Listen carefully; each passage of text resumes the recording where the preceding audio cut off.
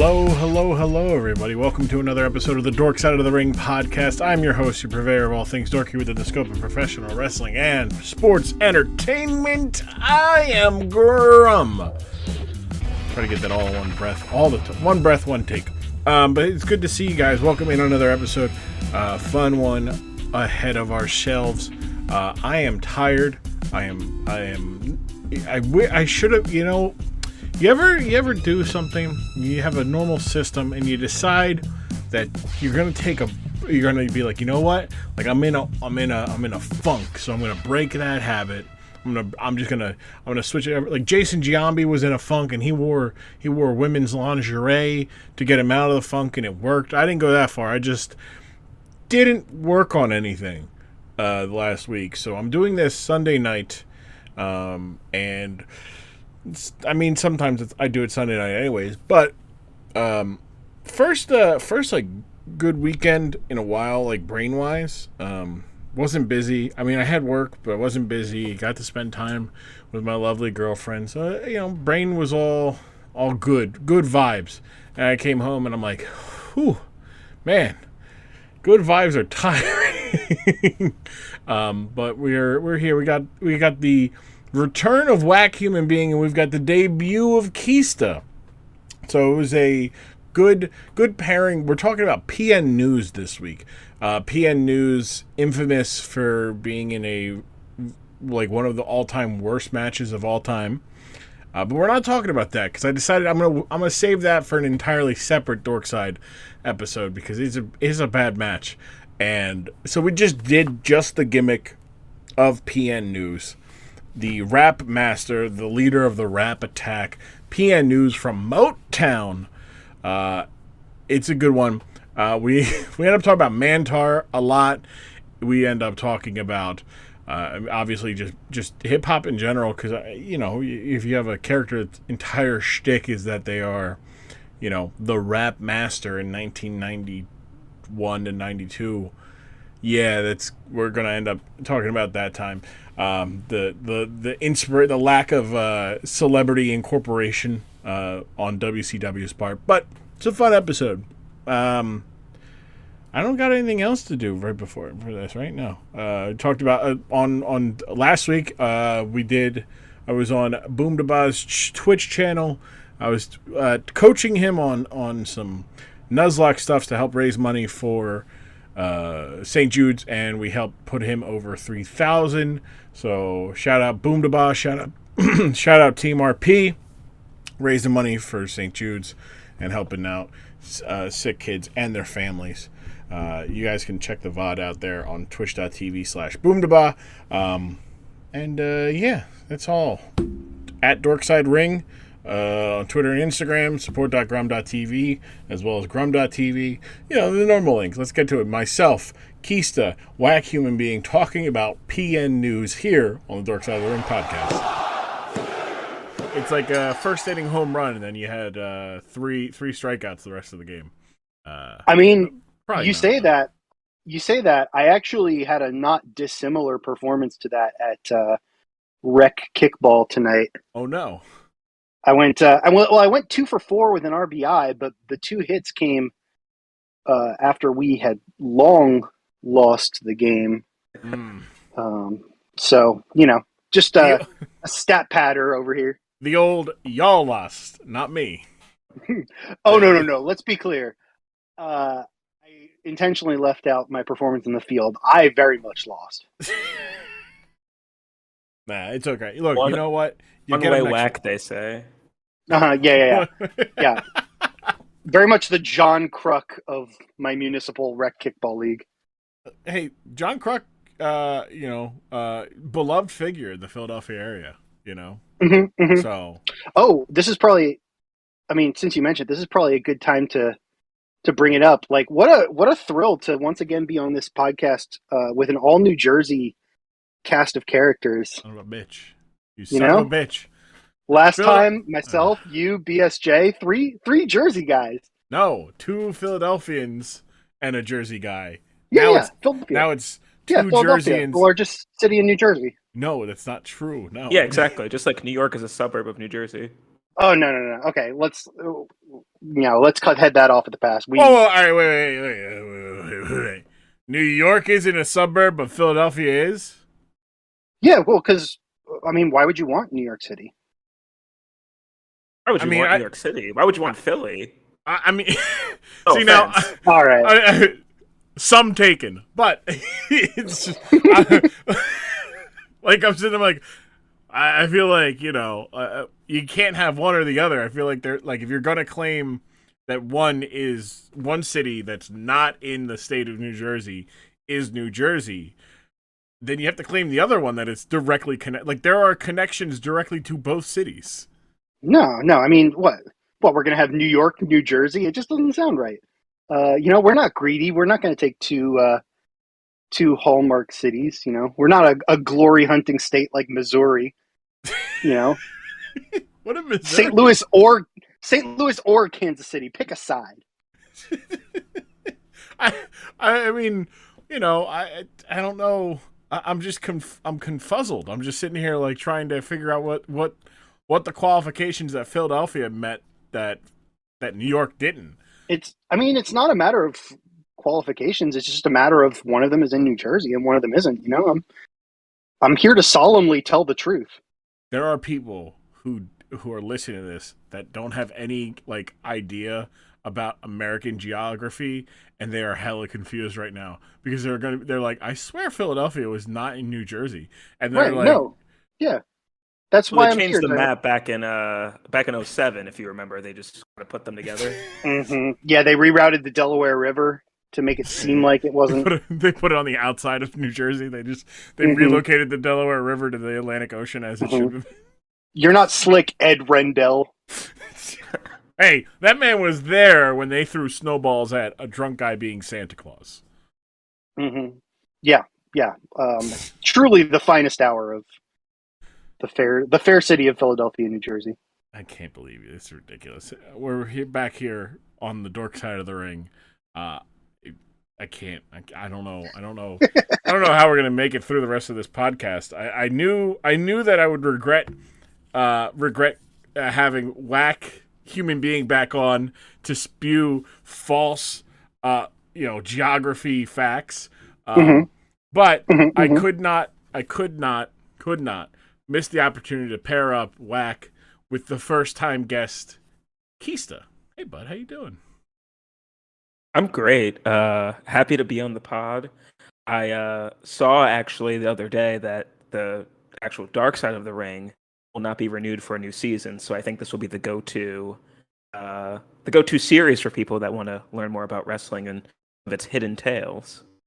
Finally got him out the paint. Look, they got themselves out the paint. They're the ones who let their lead researcher throw his opinion in, and it became just hit job after hit job after hit job, and everybody involved was like, I don't like how that was edited. Like Jim Ross. I think I maybe saw like the first season, and I really liked it, and then I know there was like a newer season that just came out. I didn't watch it. So did it just get like worse in quality? The first season was good. The second season started off pretty good. But like it started to fall off when like they're doing like the plane ride from hell, and like they made like Jim Ross look complicit, which technically he isn't because he wasn't on the plane.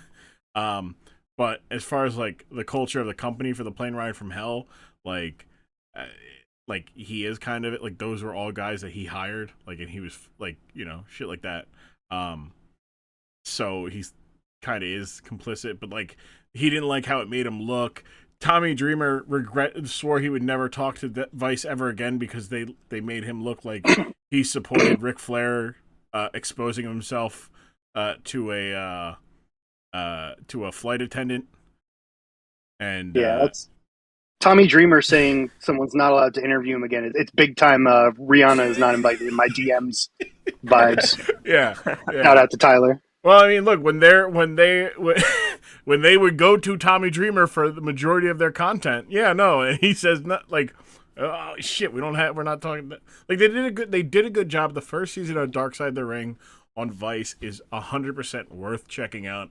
The topics that they cover They cover all of them, like objective, like to the topic. Obviously, if you're somebody from within WWE or another company, you're obviously going to look at some of them and go, well, they kind of like really, bent us over here and gave it more, gave us more than what we were, like, yeah, like basically Vice confirmed what a lot of people knew, which was WWE was responsible for Owen Hart's death. A lot of people were like, oh, like it's WWE's fault, but not a lot of people like directly knew why it was WWE's fault. So when Dark Side of the Ring goes and says like, well, here's why, because the week before his death, they switched their rigging company to this guy, and they didn't have this, and all these things all added up to the police not going like at all. Mm-hmm. And everybody knows. Everybody knows, the wrestling business, you got to have just a top-notch pulley guy. You got to have and if you don't, then, you're not in the wrestling game. The other simple machines, you can kind of slack a bit. It's pulleys, and I suppose levers. I mean, very famously, the whole, hitting one end of the ladder so that it pops up and hits the other guy in the face. That's a big-time lever. Yeah. But yeah, inclined planes, get the fuck out of here. I mean, look, inclined planes, wrestling has had has an off and on relationship with them. They like them for the big events. Sometimes companies like them too much, and they go, you know what? Let's extend. Let's make this an inclined plane from the stage to the ring, and then it just like really it cuts off a lot of good potential with the wrestling. Although it does provide us an incredible like clip of the Great Muta literally running from the ring all the way to the stage, turning around, screaming, and then just fucking sprinting full speed to crossbody Hulk Hogan. Like, it's worth it, right? Yeah. it's sure. Worth it. But then sometimes it's not. Sometimes it results in Mike Awesome throwing Chris Kanyon through said platform in the very arena a year after Owen Hart died. So yeah. And speaking of the Hart family, perhaps the famous simple machine in wrestling history, the Montreal Screw job. Yeah. That's a good one. Now listen. Now listen. You want simple machine based puns? You either go to Archimedes or you go to me. And Archimedes has been out the game for a bit. But WackHumanBeing going strong. You didn't lie. They don't want you podcasting after you get some Cajun chicken in you. It's true.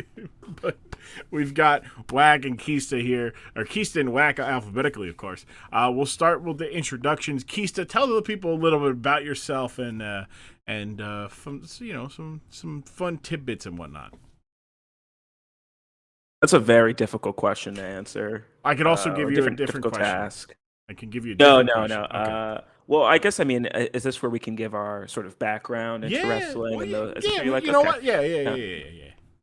So, Grumm said my name is Keysta. I've been a wrestling fan, or I was a wrestling fan for probably most of my elementary into early high school life. So probably from like early 2000s until 2009, 2010. So do not nearly watch it as much now as I did in the past, but still have an affinity for it. Still kind of keep up with like the different names of people. Obviously whenever big events happen like WrestleMania.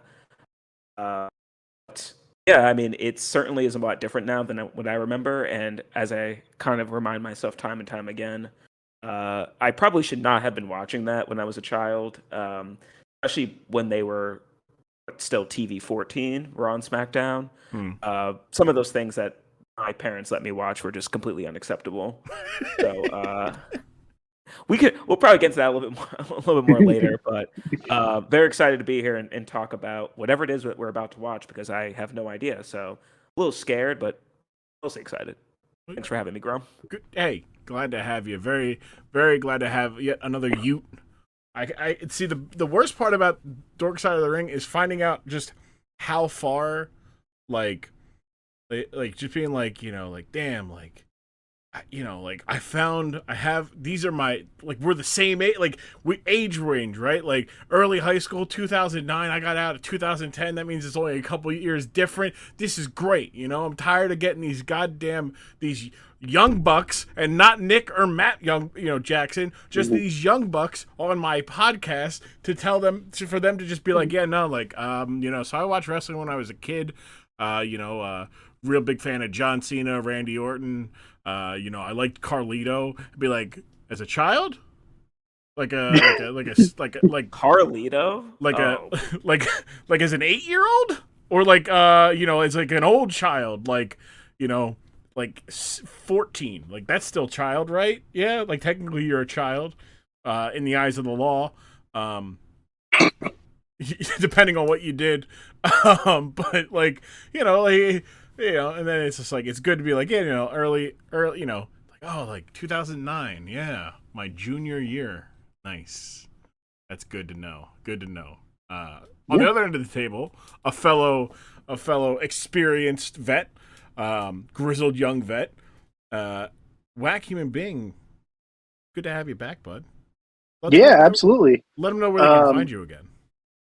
Yeah, so actually, an exciting update on that front. You can still find me at WackHumanBeing, and I'm going to make you spell whack correctly.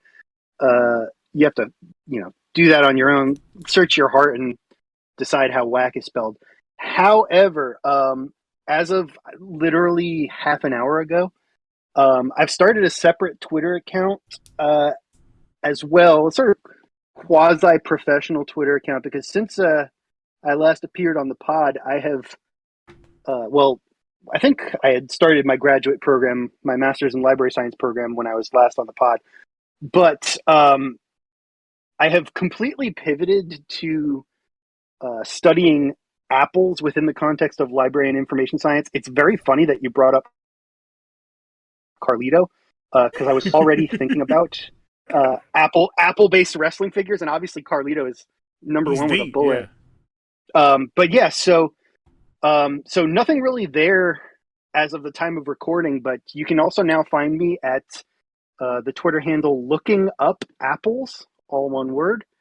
So yeah, I mean, I've sort of described it as going Apple mode this last couple months, where I've really been diving deep into sort of archival records of apples, and thinking about apple classification and identification, thinking about guys that go out and find lost apple varieties that are written about in archival records or history books, but are thought to possibly be extinct. And then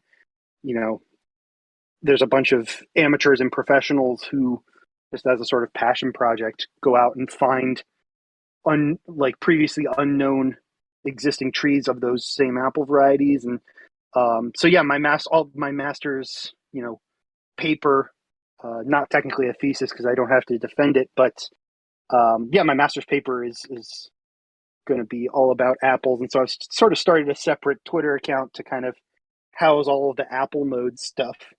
But yeah, I mean, as far as wrestling goes, honestly, I haven't watched a ton since the last time. I feel like I'm stealing valor to be described as a veteran of watching wrestling. I think around the time Keysta tuned out is when I kind of tuned back in. But recently, I mean, I've just been buried in school stuff and Apple stuff, and I think I tuned in for big chunks of WrestleMania and the Royal Rumble, but really not a ton else other than just sort of seeing what crosses my timeline. I haven't caught up on this storyline since the day that it started, but when Smooth Elias crossed my timeline, that was I can't even remember what they're Ezekiel. That's right. Yeah. I just think of him as Smooth Elias. Do you want to speak with Zeke? Oh, is that who wants to speak with Zeke is what he shouts. Tremendous. That's it's just absolutely great. That's just He's wearing great. tassels. He's wearing like warrior tassels on his arms. It is just every like they literally. So I guess Elias, uh, Elias being from Pittsburgh, Mm-hmm. but his brother is not from Pittsburgh. I don't know where they say he's from.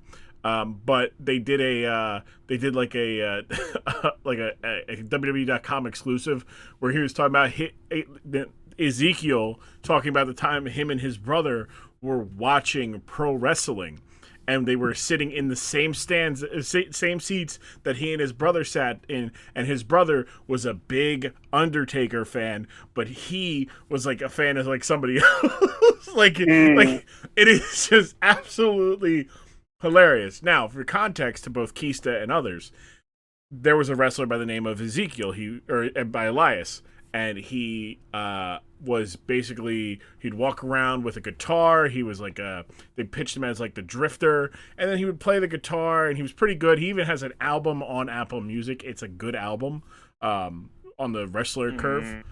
Yeah, I Wrestler albums is always a great time. Yeah. And he disappeared for a little bit. It got hurt, and he was like wrestling out. And then they ran these vignettes, these promos of Elias burying Elias, and like, you know, Elias is dead, and there's a gravestone. And then the night after WrestleMania, so about 3 weeks ago or so, Elias comes back, and he just interrupts Kevin Owens' like interview thing, and Kevin Owens is like, "Oh, you're Elias." And he goes, "No, Elias is my brother. I'm Ezekiel." And everybody but Kevin Owens goes, "Yeah, that's Ezekiel. That's Elias's brother." And Kevin Owens goes, "No, that's the same guy. He's not a different person. He's the same." So everybody is gaslighting the hell out of Kevin Owens, who is on a crusade to prove that Ezekiel is Elias. And yet, everybody, like they had a moment with like Randy Orton is like, they were celebrating Randy Orton's 20th year in pro wrestling, or in WWE, and he's like, "Hey, aren't you? I know you. Where do I?" And he's like, "Oh, you know my brother Elias. I'm Ezekiel." He goes, "Oh, cool, dope," and then just kept doing his own thing, like. Like everybody, even the bad guys who normally, you know, agree with the bad guys on things, they're all like, no, you need to get this Elias thing out of your head because it's messing with you. And he's like, "No, he's Elias," and everybody Kevin else Owens is just incredible. a perfect guy to play that role too. Master thespian. Yeah, you know, tremendous chops as a character guy. I mean, really, what can't he do? But yeah, you know, with a lot of other guys that are as good at wrestling as Kevin Owens is, you'd kind of feel shortchanged having him doing like bits like this. But he's just, you know, so good, consummate professional, legend in two games, much like he's. Can I ask what was the one? Is this still ongoing? And if it is not, what was the conclusion of this? It's still ongoing. It's still ongoing. That is absurd. Yeah, it is ongoing. Everybody is like, "No, that's Ezekiel," and like I don't know how much legs that this idea has, but like to repackage a guy and just simply say that he's the brother of the other guy, and like everybody's just going like it's wrestling. When I say like wrestling is at its best when no one is taking it serious. This is what I'm talking about. Right. Like, no one is going, "No, that's actually the same guy who's Elias, and he just shaved his beard." And like, oh, like, they're so dumb. They think they're so. It's like, dude, it's just a TV show. Like, just enjoy how dumb this is. Like, this is I think one of the dumbest things ever, and it's so good.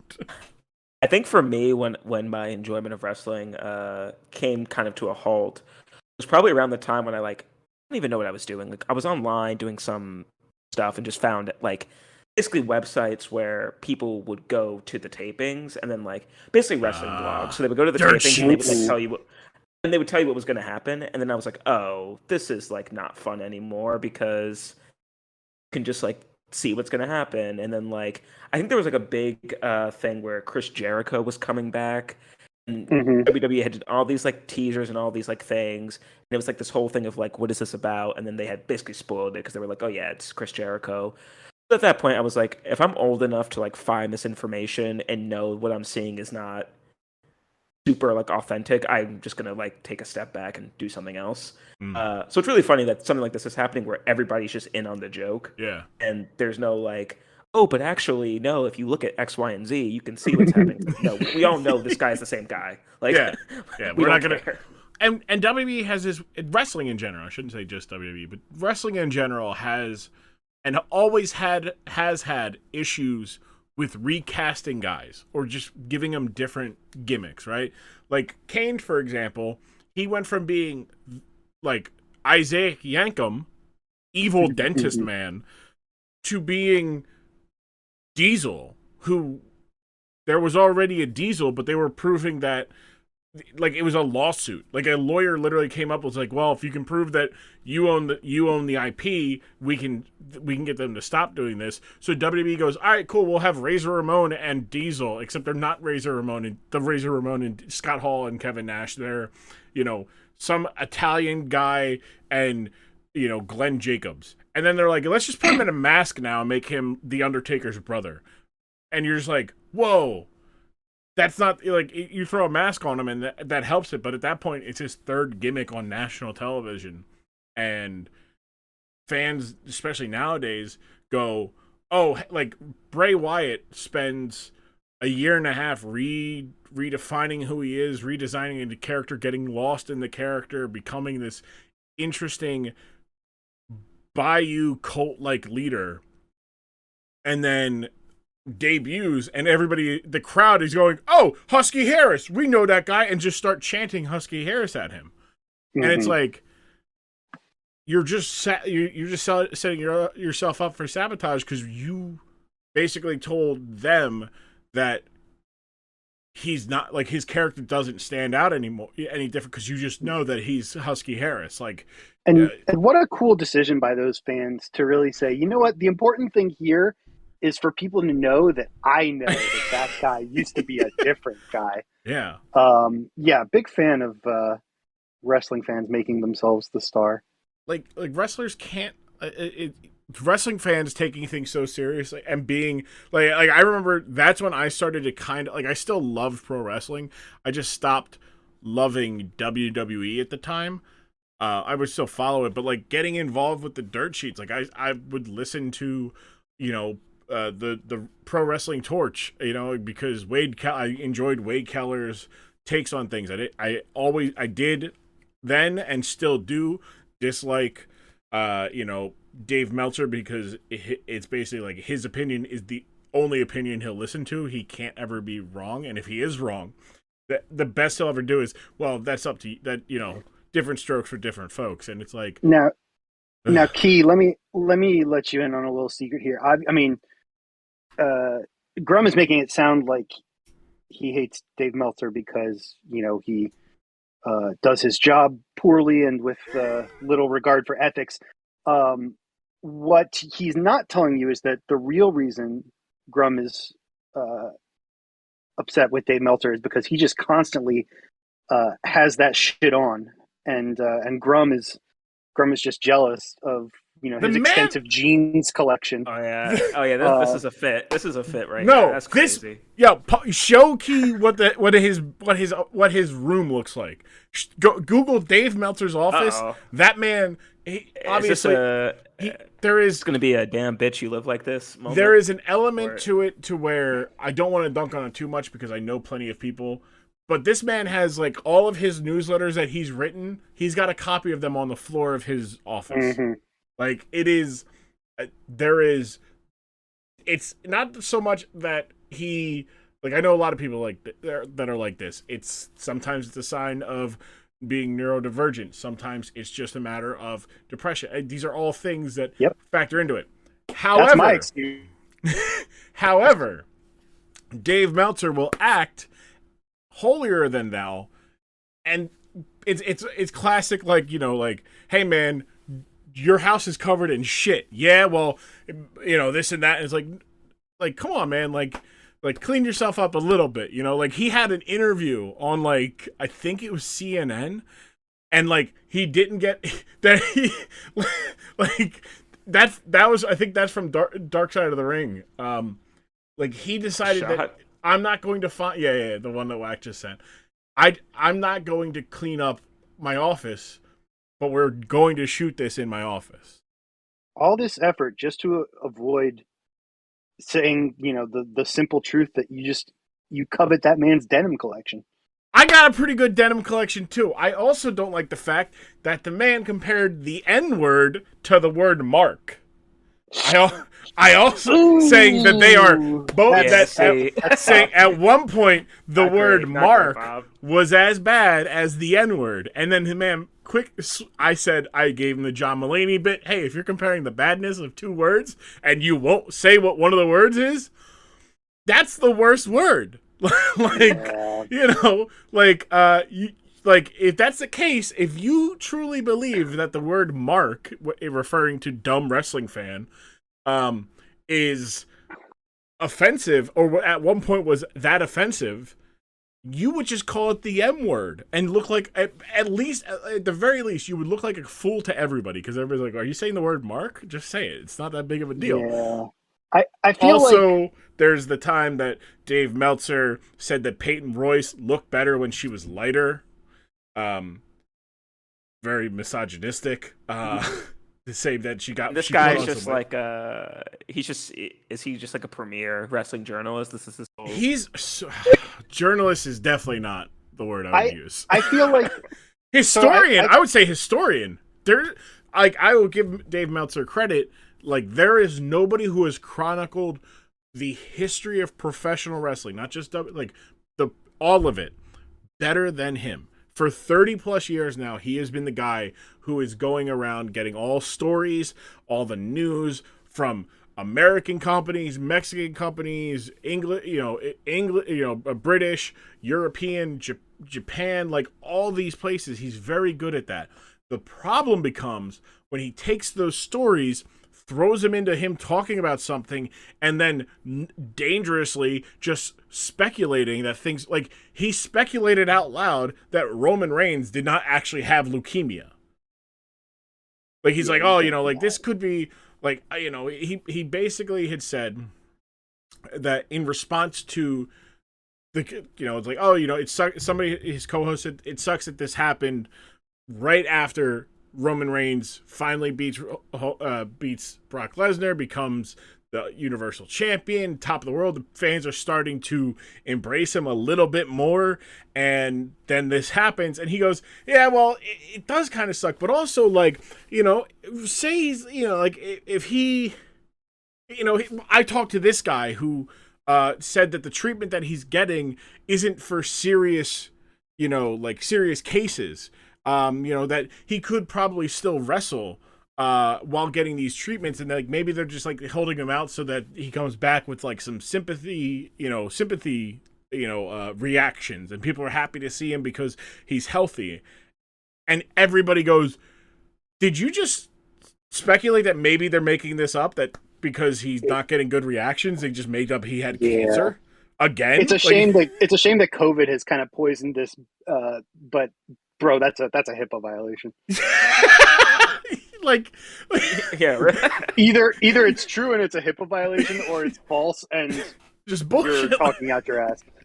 But I feel like it's not a perfect one-to-one comparison, but for someone in Key's position, where I know this is going to land for him, and maybe other, like a lot of Darren Rovell vibes, where he in theory, he's a journalist, but in practice, he's just a weird guy. Yeah. I mean, I don't even think like Darren Rovell doesn't even do news anymore. Like he, kind of forgot that he even had left ESPN so long ago. But now he just does like weird stuff with collectibles, and then every so often he'll just like drop an article where he's talking about some weird thing, and then he'll have like 20 bad takes in a row, and you're like, and then who's paying you? He's a professional Twitter main character. Yeah, he'll have the 4K ultra high def footage of JFK getting his head clapped. Mhm. Still wild to me. Like 7:30 in the morning. I always say that Dave Meltzer is to non-wrestling fans, but that are basketball fans, because there is a very appropriate. There's a very appropriate. He is the intersection between Bill Simmons and Bob Ryan. Interesting. I like it. In that, right, so those who know both know things, but for those who are on one side of it, Dave Meltzer is a historian. He follows the history of pro wrestling, much like Bill Simmons. Bill Simmons wrote The Book of Basketball, and it is a good basketball book that has the history of book. He's a very good chronicle of history to go back. He respects it. He knows it. If you need to ask Bill Simmons what happened in the 1988 like All-Star game, he's got that. He's like, oh man, this is that. He's got that. If you ask him, hey, like, what did this mean in hindsight? What did this game mean for this player? Bill Simmons has that. He also has a way, Dave Meltzer does, of providing context to history, in that he was there. He was kind of there for it.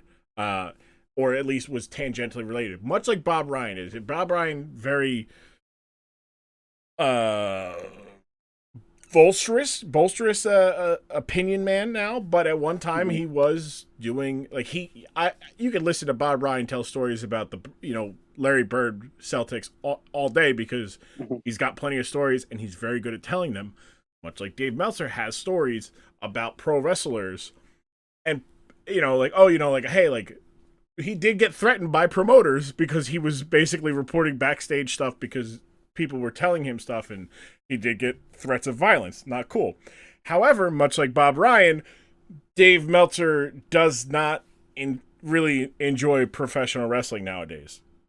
Like, Bob Ryan put out a tweet like, these kids, they love the three-pointer. They love it because that's all they know. But let me tell you something. They don't know how great it was when it didn't have it. And it's like, shut up, Bob Ryan. And the same way, Dave Meltzer's like, these kids. Bob Ryan's just bitter because when he was, pulling up shooting from 3-point range against John Quincy Adams, he didn't get the credit for it. Bob Ryan had a mean. There's Steph Curry, but he was the Steph Curry of the Revolution. All right. They just didn't have cameras back there, so we didn't see it. But he was making George Washington twerk on the court. Yeah, people think the War of 1812 is named after the year of 1812 is named after Bob Ryan's stat line: 18 points, 12 assists. His war was that much. It's a great, he had a war of 1812. No one's ever seen it since. But no, like, they both, they don't like people, because people are like, oh, is Dave Meltzer like the Woj? And like, not really, because Woj is right more often than not. Like, yeah, Dave, who's that Lakers kid? Arya Abraham. Meltzer is like your local beat reporter of like the third or fourth publication that just every time they hear something they just tweet it out so they look like idiots. It's like, hoping that it's going to be like the one thing that just like actually happens and it makes their career. Mm-hmm. Yeah, yep. I was going to say like Woj really doesn't. I can't recall like a time where he's been like blatantly wrong. I mean, he sometimes gets some details wrong about things, but it's really funny. Well, it's also like it goes into like the fact that like professional sports embrace the journalists in those spaces for their own purposes, right? Like a GM, Daryl Morey, will leak things to the public so that they kind of get some things moving around, get some things going, fuck up some other people's, relationships and shit like that, be very messy. And players and the agents will do the same. Damian Lillard with Chris Haynes. Wrestling doesn't have that. Wrestling, until recently, had a very hate relationship with the Dave Meltzers, the Wade Keller, even the Bill Apters, who all he did was take everything that they presented and just regurgitated it out and was like, hey, here's the best wrestler because they've won this many times on TV. Whereas like Dave Meltzer, Wade Keller, what is his face? Mike Johnson. Those types were actively reporting the behind the scenes stuff, most times putting their own opinion into it and kind of like making it more of a problem and a headache for people and costing people jobs. Like Eric Bischoff talks about how the board at Turner Sports and Turner Network would read Dave Meltzer's newsletter every week, and they would come to a meeting with Eric Bischoff, the president of WCW, and they'd be like, Eric, what's this about a guy getting in a fight backstage? And he goes, that didn't happen. Like, that is an objective lie of what just happened. Like, and rightfully so, wrestling has kind of, at least on the actual companies and whatnot, for the most part, have shunned Dave Meltzer and his types because the history is they all come out to hurt pro wrestling and they don't actively try to help pro wrestling. Whereas nowadays, your Sean Ross Sapp types, your Sam Robert types, you have people who are actually journalists who check sources. Hey, I heard this. Hey, I'm gonna call the official WWE. Like, hey, is this for like there are people like, hey, like we're gonna run this. Do you want to comment? Mm-hmm. And Grumm. Yeah. If I didn't know better, I'd say you have some qualms about this Dave Meltzer fella. Oh, buddy, you know what? He has a fine denim collection. But brother, he got that shit. He got that shit. He doesn't. Brother, let me tell you, he don't got the journalist in his jeans. Yeah, he's got the shit on, and it's going to take him a minute to get it off. It's true. It is adhering to his thighs. Listen, sometimes you got to make sacrifices for the drip. Look, you know what? Drip or drown season, and that man dry as fuck. he's not going anywhere near the pool. So a little contextual question. I enjoyed the banter, but we do have to get to our topic. It's a fun one. I've had this one in the back for Keysta a little bit. Actually, I think I told you about this one. I know I definitely told you about Katie Vick with PDR and McKay, and rightfully so. I picked the two adults for it, as if definitely could not show the grapple guys of today that they would not run a real life father who has a sense of his influence on the next generation, and then also just a straight up nice guy in McKay. Yeah, he's not going to listen to this, right? He's not going to hear me calling him a nice guy. For your sake, I hope not, because that McKay, he doesn't take kindly to compliments. I tell you. Mm-hmm. But my question: Future's album just came out last week. Where are we standing on this on music as a whole in 2022? Are we thinking it's like we're almost halfway through the year? I personally have not listened to a lot of new music. Dawn FM for album of the year, but we're getting Kendrick apparently at some point this year, soon as we're recording this. Allegedly Friday. Oh, is it Friday? Next Friday, yeah, the 13th. Okay, all right. So, well, I mean, allegedly. now that Grumm has promised that it's coming out, who knows? Yeah, he's gonna make me look bad. I understand. This is to me what Silk Sonic was for Lee. I'm gonna have to sit here and answer everybody asking where's Kendrick for months. But there's a lot of music out. How are you guys feeling about the music of 2022 so far? I mean, I'm not really a sort of music hype beast, so to speak. I'm not like listening to the albums as soon as they come out all the way through.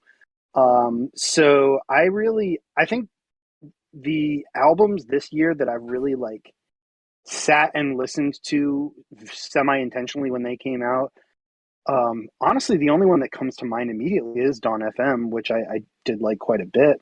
I also like can't really remember what things came out this year versus last year. I'm just a guy with a bunch of Spotify playlists that I rotate through, and they're like, things that I've had on repeat. I basically make my own version of the Spotify on repeat playlist, but it tracks like my entire life. And I'm really mostly just listening to that and a few other playlists. I'm not like, for instance, you mentioned the Future album. I think I've listened to 2 or 3 tracks of it. It's been out for like a week, and I still haven't sat down and listened to it all. But yeah, I mean, I'm simply not that guy. So good. Hey, look, I wish I had the time like I did 2017, 18, and 19 to be like, oh, like, man, all the music. But I've just been listening to Dawn FM. Key, what about you? Yeah, so I guess that I'm here, I'm a little bit of the opposite. I try to listen to pretty much everything as it comes out. When about like a couple weeks ago, people started announcing new release dates for stuff, including Kendrick, and then we got that tweet from Calvin Harris about essentially a new like funk wave, bounce wave or whatever. People are starting to get like kind of excited about this summer, at least like it's 2017, that big year where everything came out and there was like so much good music and so many good like singles and albums. So far, I mean, I've been mostly impressed, I guess, with I don't even know. Like, I feel like the future's been okay. I've listened to a lot more of like the R&B stuff that like Lee has recommended me. And some of like the smaller, the user who shall not be named, of the rival podcast. No, he's good. He's a former guest. No, I just simply don't recognize that name. Yeah, Lee at Saturday Lee doesn't come up with anything anymore. It's sad. No, it's but yeah, I mean, I think I've been mostly enjoying like some smaller projects from people and like kind of not as publicized things, but obviously I think that could change next week depending on what happens with Kendrick. Some people seem to, for whatever reason, are already like resigning that it won't be good or that it'll be disappointment, and I'm like, well, I mean, I have no reason to doubt the man, so I have high expectations. It's very pro wrestling fandom of everyone. It's not gonna be good. The thing I'm looking forward to, it won't be good. Very we'll get the same thing we always get, where the night of, everybody will say either it's the best album of all time or it's complete garbage, and then by like 11 a.m. the next morning, it'll be a whole different conversation. So looking forward to that. I wanted a second contextual question, but I don't really have a good one. So we won't have one. Our topic today, the reason I bring up music and wrestling, we talked about Elias, music and wrestling go hand in hand in a lot of forms, from theme music to infamous video packages being put to incredible fitting songs, like Sacrifice or, My Way for the WrestleMania 17. Or You Can Hate Me Now for Mrs. WrestleMania 27 video package. All that stuff. Now, real quick, Grumm, Yes. I see through this because you know this, but I have put it out there to you and to other wrestling publications, podcast hosts, that I think I would absolutely crush in a draft of WWE or wrestling entrance music, and I see through this is transparently an attempt for you to suss out like what my draft board looks like. And let me tell you right now, it's a cute attempt, but it's not working. That's not what it. Like, number one should always be Common Man Boogie. All right, there's nothing that gets you hear some cowbell right after somebody with a sultry voice is going American Dream. You see? And then you hear those cowbells, and then he's just a common man. That's you see number one. He throws out a joke to try to be like, let's see what Wack will throw out for a joke. But that's I've just got some intel, and he's still in the dark. Rookie mistake. See, we don't sweat the sheep, all right? And I'm a big dog. I'm not even a lion. I'm a big dog. I herd the sheep. I don't even hunt them. No, it's just embarrassing. Please continue. It's not an attempt to get the infamous wrestling theme draft going, But what it is talking about how wrestling and music go hand in hand in very good ways. And then you have the people who have gimmicks that are central to music. Sometimes you have some good, decent ones. You have your Jeff Jarrett, country singer, is probably on the higher end. Elias was pretty good. And then you have some that are a little bad, like your Jillian Halls, who was kind of like an intentionally bad singer, and you have your Man Mountain Rock, who is a misunderstanding of what grunge was. That said, no one is worse than today's topic. The 400-pound rap attack himself, PN News. Oh boy. PN News is a gimmick from WCW, the early 90s, very cartoonish, and just WCW's kind of attempt to get their cartoonishly characters over at the same time WWE is doing it, but they didn't quite have the panache to pull it off, mainly with the fact that a majority of their fan base came from Jim Crockett Promotions, which is very realistic, kind of, based in athleticism versus cartoony gimmicks and over the top.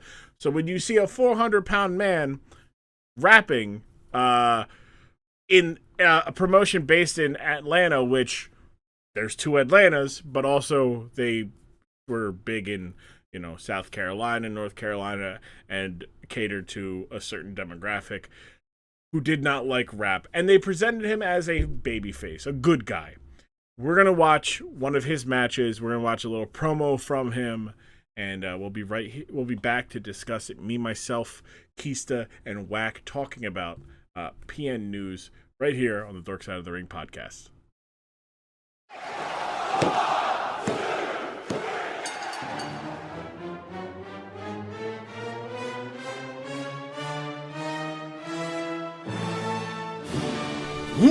Yeah, Macho Grumm here, telling you about Dorkside Rings Patreon. Go to support.grumm.tv, get yourself early access to all episodes on top of exclusive content like watch-alongs and other full episodes, Also, when Grumm's getting around to and doing it, you get the streams over at grumm.tv, that's his Discord, but also soon it's going to be a little bit of both. It's going to be not just both, it's gonna be everything, twitch.tv, /Grumm, YouTube/tgrumm, and then there's also grumm.tv, the Discord, that's soon, but also check in for the YouTubes as well, early access to that stuff, and credits as well, that's all on the Patreon, support.grumm.tv, back to the action, dig it. That kid had a bad attitude. That kid would later grow up to flip off multiple people. That's just wild. We're back, though. So, first impressions, as always. We'll start with you, Key. First impressions of old PN News.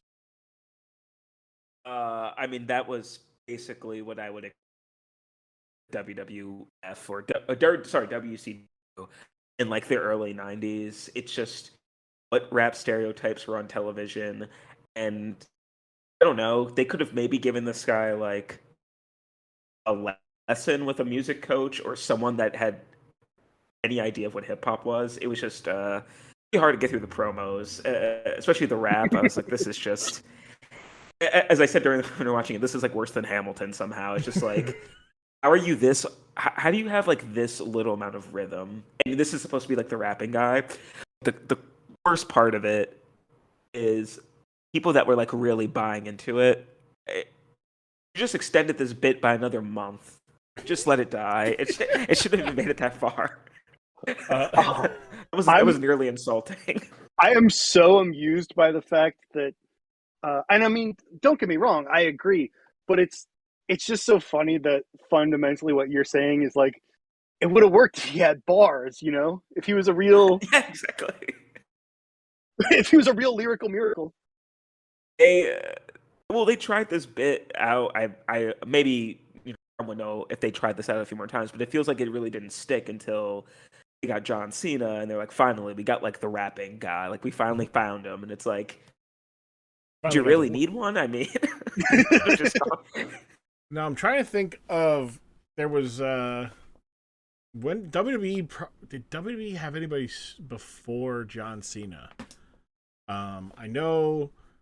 Let's see. There was Jeff Jarrett. I mean, Honky Tonk Man is probably. I don't know why I didn't name him when we were first running down. Honky Tonk Man is probably the most like successful one. Funny enough, Honky Tonk Man, DDP drove Honky Tonk Man to the ring WrestleMania 6 because he owned a pink Cadillac.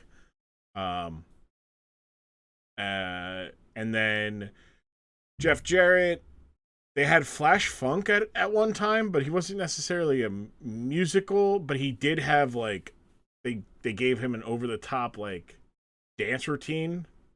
Yeah, I really don't think there's been like a rap. I can't believe you are disrespecting Master P's wrestling career like this. Oh no, I said WWE. First off. Also, okay. Master P's a rapper who tried to be a wrestler. I mean, he even tried to be a wrestler. His bodyguard did. How very dare you? He is a basketball player who happens to wrestle, rapping on the side. That owns a record label on the side. I need to do a Dork Side episode just on that. Like, I gotta put that in. It's just wild. Producer, bleep that out so that future generations of listeners don't have the spoiler. I mean, I've talked about a lot of things that I cover and that I still haven't gotten to yet.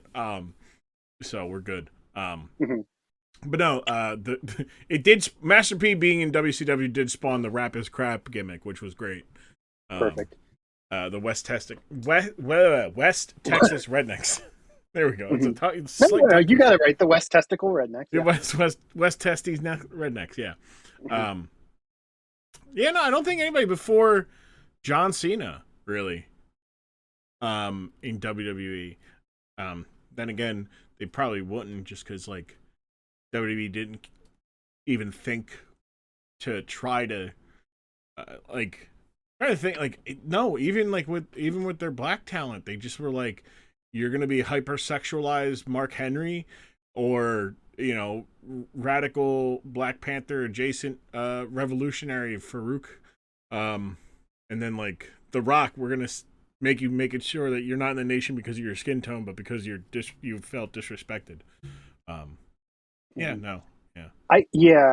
think the primary thought that I had watching this is just like, I wonder if this was his idea, like Paul knew the guy who portrayed PN News, or if this was a character that was thrust upon him. And I feel like you can very easily draw a one-to-one line from like, I mean, obviously his name is Paul New, but like PN News just feels like such an obvious, like, one of the writers who doesn't know a thing about hip hop just looks up a bunch of group names and sees PM Dawn and like, hey, we have a guy named Paul New. Like, he can be PN News.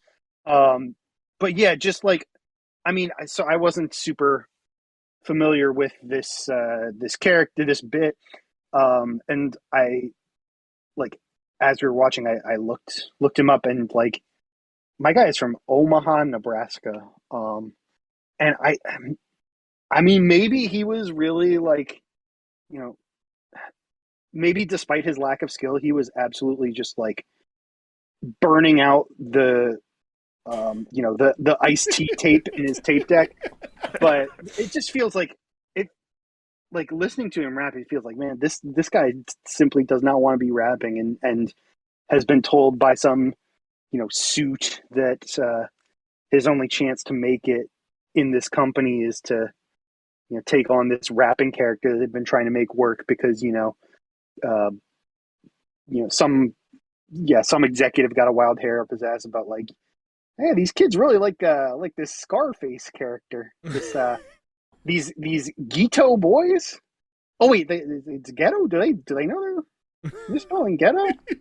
Anywho, let's do this, but with wrestling. Yeah, it's like, I mean, at 91, I don't think I don't think 91 was Bill Watts. Because I think Bill Watts would have been like, well, why don't we just get a black guy to do it? And he'll be the only black guy we got. But I think it was still, if it wasn't Oli, no, it might have been Oli. Because Oli was around, yeah, because that's around the time Undertaker, no, it wasn't. That was 90. Who was after? Jim Herd? I don't know. Either way. Yeah, or it's a guy who like just the in-between guy. Like he saw Vanilla Ice in third base and was like, so this is what I've been hearing about with this rapping stuff. This is what the rap stuff is. Which I brought him up, so I have to. I'm obligated to say it. Fuck Bill Watts. When I looked at it, because I was trying, when you said like, oh, I wonder, like, I was trying to, that you were trying to figure out who they were modeling PN News after, and I was like, good question. And so I went and looked at it, and I think we found his Wikipedia page where it says PM Dawn. So who features? I was like, oh, who's PM Dawn? Because like I've never, and it's from Jersey City, which Grumm. Which my brain. Well, hold on. Here, my brain did not like connect PM Dawn until I looked at like their songs. I'm like, oh, okay, that makes sense. Yeah. It's Set Adrift on Memory Bliss, very much their biggest hit. I didn't even know they were from New Jersey, although you better believe I'm never gonna let that go. But they actually did come up in an American Studies course that I took at Rutgers about the concept of authenticity in popular music, and they were actually in their time, like they were seen as like, so Set Adrift on Memory Bliss has a very notable and famous sample of the song True by Spandau Ballet, which is another one-hit wonder group where like whether or not you know the song by its name or by the group that did it, you know the song True by Spandau Ballet. And so like in their time, PM Dawn were very much like the targets of ire from traditionalists, like, I think KRS-One specifically, but a lot of those types, because they were like sampling such poppy records and having a sort of like pop inflection to them. And they were in their times for that reason seen as like quote unquote inauthentic. And I don't know, like the crux of a lot of that class was just like a lot of authenticity claims across multiple genres of music are fundamentally conservative bullshit. But yeah, they're just a very interesting group in that context. But now I know that their most notable contribution to society is informing the name of PN News. Although it is, I will say, we talked about this a little when watching the clips. If without the name PN News, I almost certainly would have said that they based this character on Heavy D. Both a little bit because of he's a big size boy. Comparisons. The color scheme. I mean, Heavy D. You want to talk about somebody that had that shit on? Fuck Dave Meltzer. Heavy D had that. Heavy D had some just ridiculous 90s fits in the best possible way. And he was, he was light as hell on his feet. I truly think if they had just hired Heavy D instead and, given Heavy D the barest amount of wrestling education, he'd be he'd be headlining pay-per-views by 93, 94. Earlier, they would have given him the book in 92. Like, look, do whatever you want to do. What you want to do, we're there for you. You want to be the champion, Heavy D? We got you. Oh my God. Even his given name, like Dwight Myers, like that's something that somebody cooked up in the Turner headquarters in that late 90s. Dwight Myers, you can Yeah, that's at the that. exact outfit I was looking at. Yep. It's Put that shit on, bro. Yeah, he wearing yeah, a legend of the tracksuit game. just incredible. I'm looking like pictures of like him, like like in more recent years before he passed away. Mm-hmm. But he's just he went from wearing the very colorful, suits to wearing very colorful vests. All of his vests are bright colors, and I appreciate that because it's hard to wear vests and look and any bit cool. And he was wearing leather vests, fleece vests. He was wearing that shit. He was just very confident, which is what it takes. He was Man, all kind of looks. You couldn't even imagine. I'm looking at this in a whole new light. Like, I mean, Heavy D and the boys. That's a wrestling. I was just about to. Heavy D, to post that. The members were Heavy D, Trouble T. Roy, and G Wiz. Come on, this incredible. is. I mean, any number of things to be upset about. The fact that rest in peace to Heavy D and Trouble T. Roy. But yeah, I mean, there's so many what could have been that already thought about, and now I just have another one for Heavy D and the boys running the tag team. That could have been that famous ladder match could have been a 4-way. The Edge and Christian, the Dudleys, the Hardys, and Heavy D and the boys. You talk about must watch. Everybody would have been tuned. That would have been like a State of the Union address. Everybody had to tune into that one. Good Lord! You know what? Bubba Ray infamously went into JR's office after him and after the group had gotten paid for their match at WrestleMania 17, and he was like, "We stole the show. We deserve some money. We deserve a bigger pay. Like, people are talking about our match. That's what we deserve."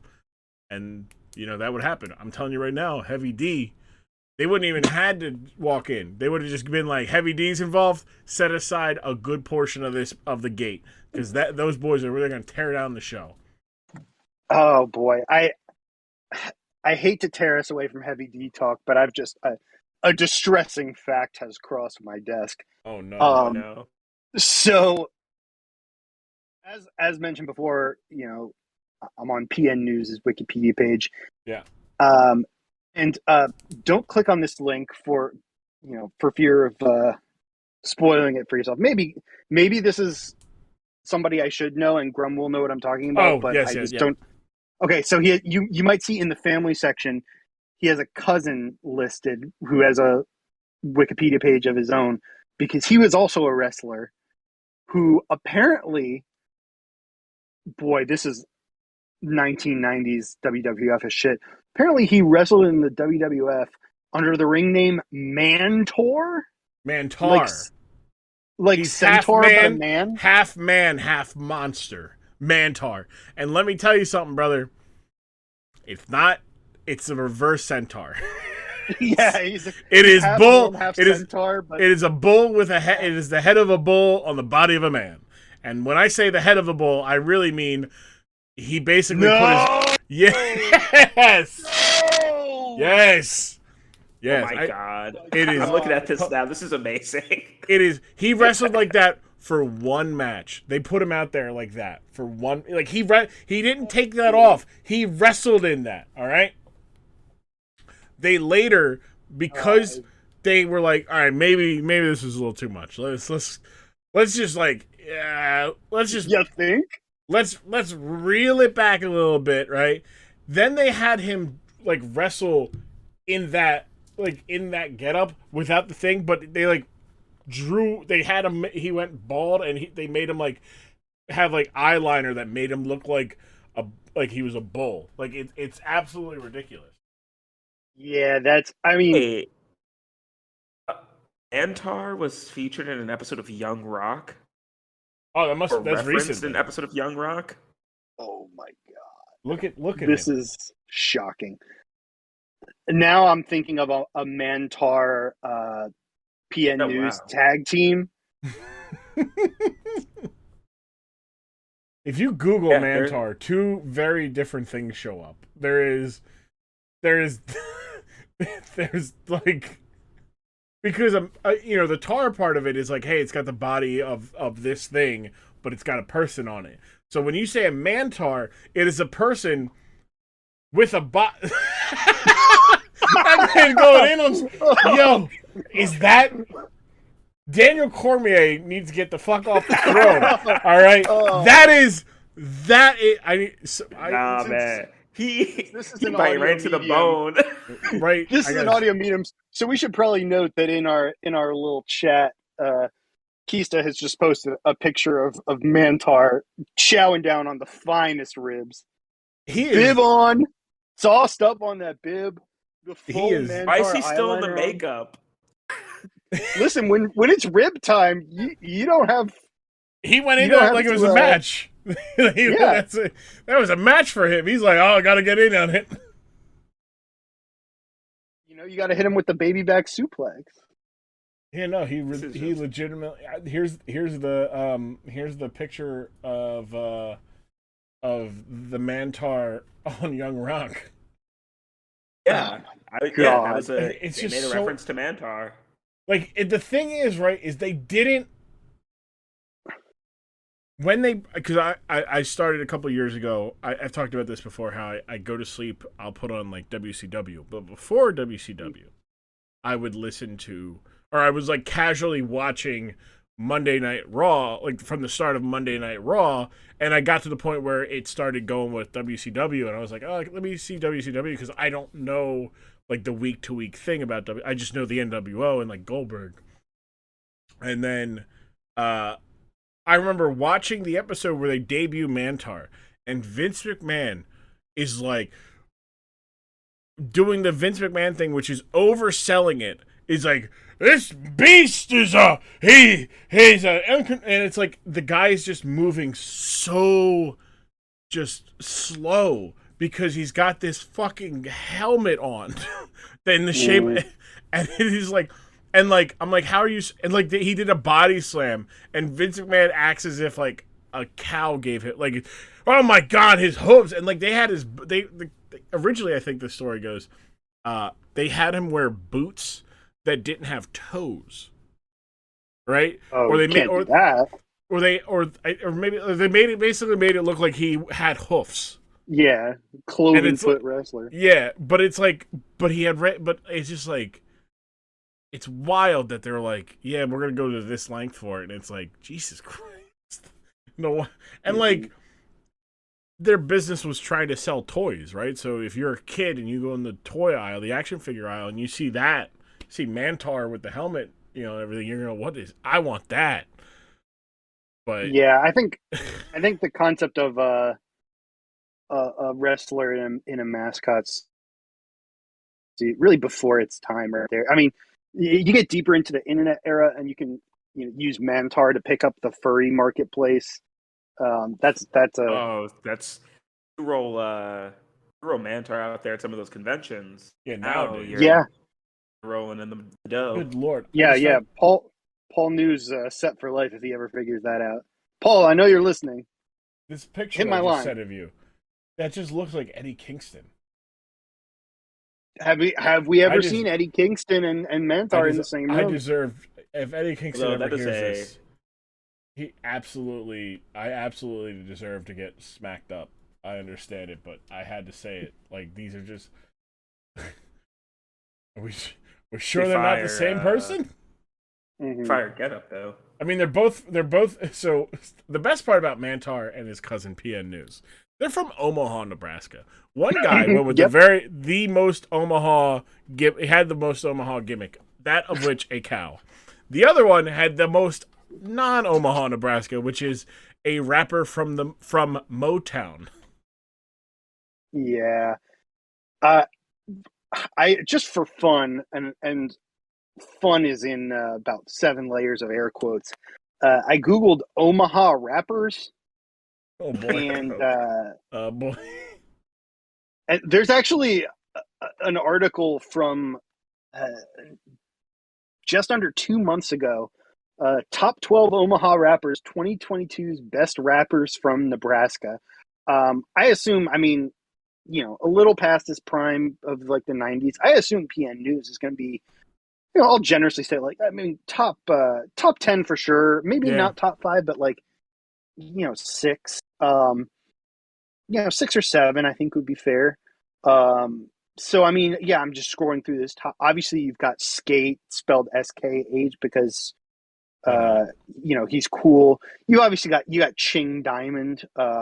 Just all the headline folks that we all know and love. LC Hunnit, Two Shot Stick.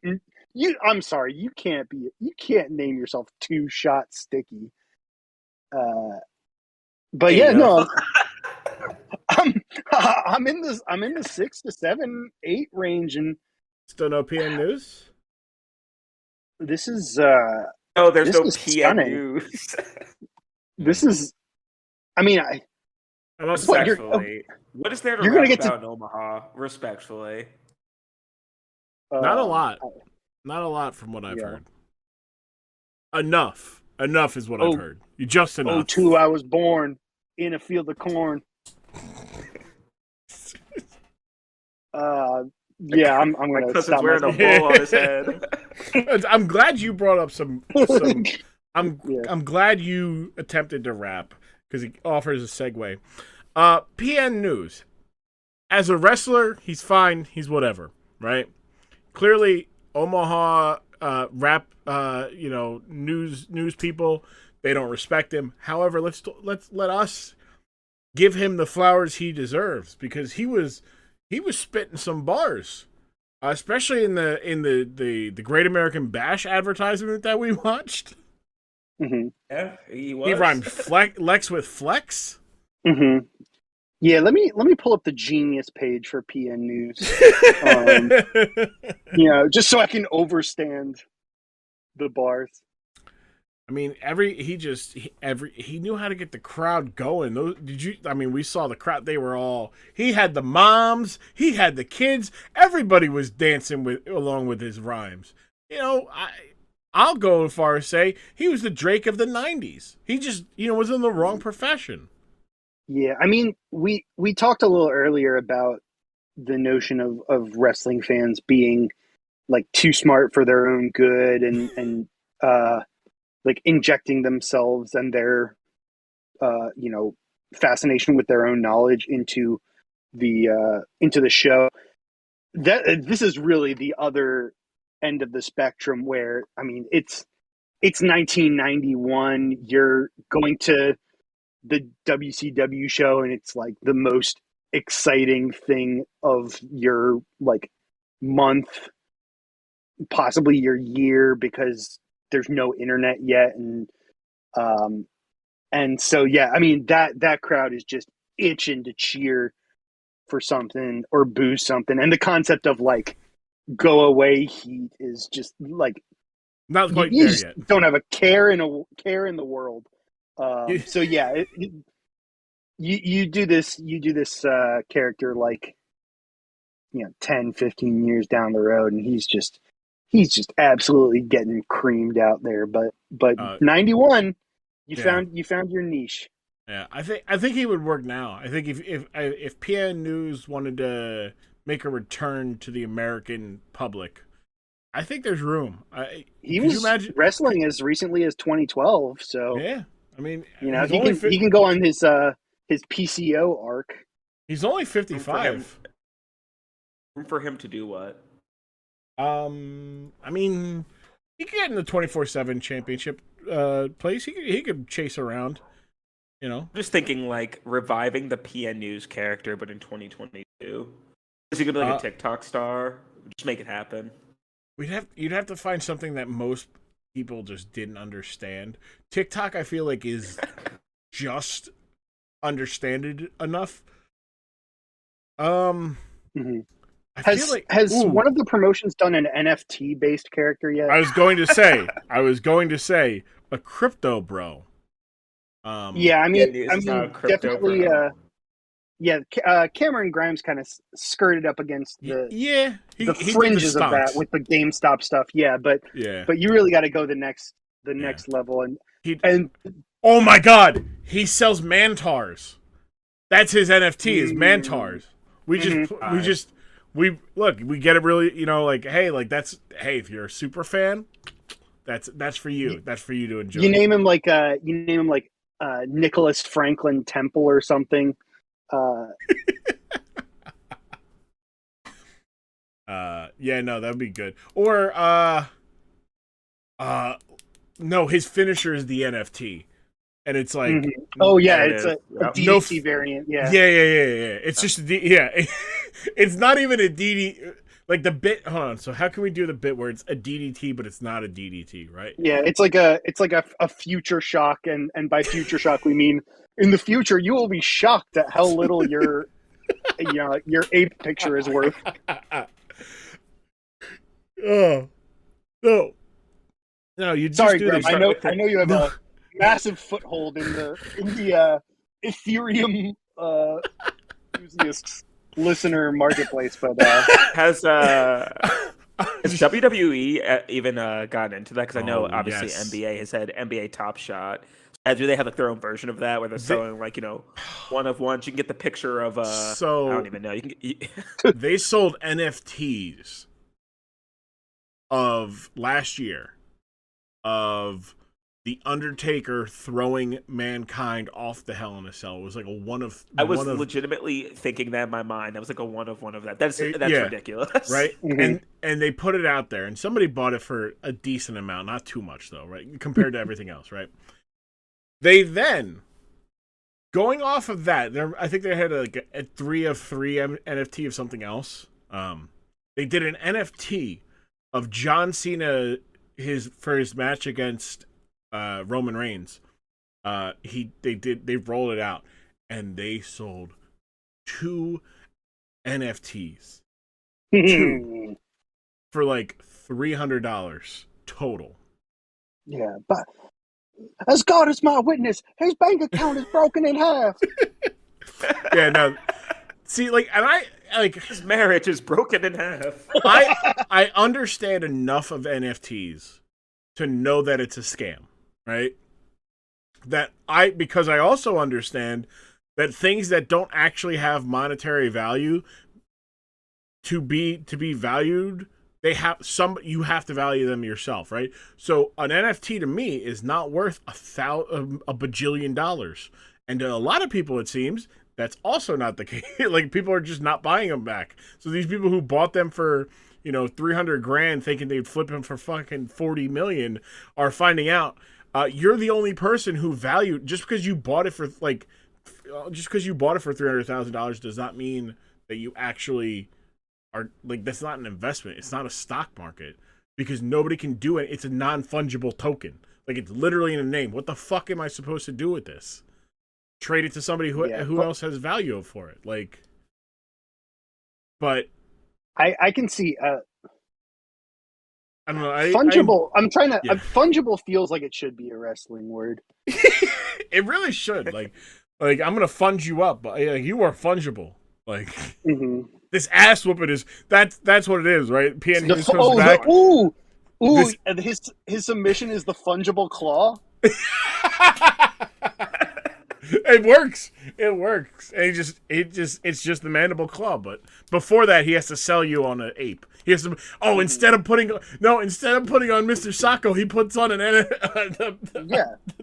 It's like a bored ape sock puppet. It's like a bored ape that they made to look like, I don't know, like WWE people. So it's just like it looks like Carlito. They have like a Carlito bored ape. They run back. They have like a hurricane board ape. Like, why? No, it's a different one every time. It's a different one every time, just to show you how invested in NFTs and Web3 he is. Is that he's got a different board ape made out of WWE, and for a fact, as soon as they do that they'll make money doing that because there'll be people who will buy into it because it's dumb and they want to make fun of people, and there'll be people who are like, "Oh my god, I want those board apes." Give me the. And that's how Elon Musk buys WWE. Oh man. You know what? I'd rather have Vince McMahon. I'm cool with the devil. Boy, you want to talk about a damning indictment. If you make somebody say, I'd rather have Vince McMahon. At the very least, Vince McMahon knows what he's doing. He might not be doing a good job of it, of being a human, but that man knows how to put on wrestling entertainment television shows. Yeah. I think the the deficiencies of Vince McMahon and the deficiencies of Elon Musk, they kind of form a neat little yin yang where you smash the two of them together and that's the Antichrist. Yeah, exactly. That's a real it's a real problem. Just an absolute archetypal dipshit human. It's the worst of both aspects. Old money and new money have come together to be terrible. Grumm, what would your reaction be if Elon Musk just like, I'm buying the D? I want to say, and then he just said all the stuff he's saying about Twitter. He's like, we're going to make it politically neutral. And everyone's just like, what are you talking about?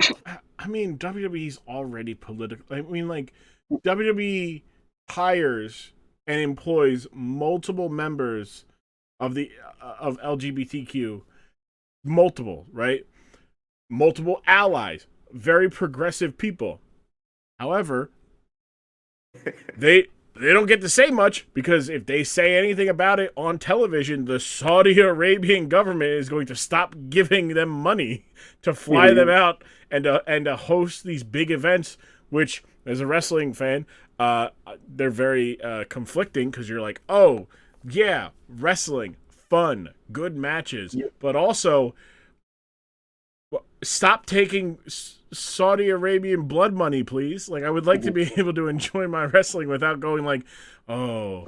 I will not sit here and let you disparage the good name of former administrator of the Small Business Administration, Linda McMahon. Literal patriot of this country. Yeah, like literally a cabinet. Well, not a cabinet. She literally an employee of the Trump. Oh shit, nice. Well, not nice, but literally, like in the Trump administration. So yeah, that kind of lets you know what type of time they're on. Two-time failed U.S. Senate run candidate. Oh boy, that's a tough look for East Carolina University that Linda McMahon went there. I mean, I'm sure that there's probably worse people. I mean, every time you go, shout out to Greenville for having some tremendous barbecue, but that is a tough. That's a bad look. I was watching sidebar, completely unrelated. I was listening to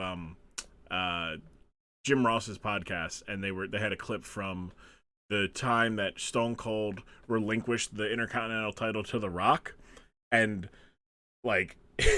There was a moment which Vince McMahon's like North Carolina draw like jumped up out of nowhere after years of being suppressed, and they're like, "I'm jumping up!" I hear a Texas person. I gotta get mine. Shit. And I'm like, no wait, way. Interesting. It's I was like, whoa, all right, Vince. And he gets it like right back in control. Like you can hear it, and I'm like, wow, that was very Southern of Vince right there. I am truly embarrassed to say that I was not aware that Vince McMahon was born in Pinehurst. Yes. I'm actually going to be, if my day goes as planned tomorrow, I'm actually going to be in Moore County, which is where Pinehurst is, to go to like a knick-knack sale, antique festival. Okay. But yeah, that is, boy, I think he still has family out that way, or at least I think he had. I think his brother lived out there? Yeah, well, sure. And Pinehurst is a very interesting case study in like pockets of money within a county that is by and large at or below the poverty line. Like there's a very famous golf course there, and so like Pinehurst and Southern Pines, there's a lot of big money there, and then the rest of the county is kind of picture a rural North Carolina town and don't change your first draft. So yeah, it is like for somebody that's billed from Greenwich, Connecticut, Pinehurst is it, it's got that same vibe to it of it feels like Connecticut in the middle of rural North Carolina. There's a lot of people from like the Northeast that retire down there because of the golf courses.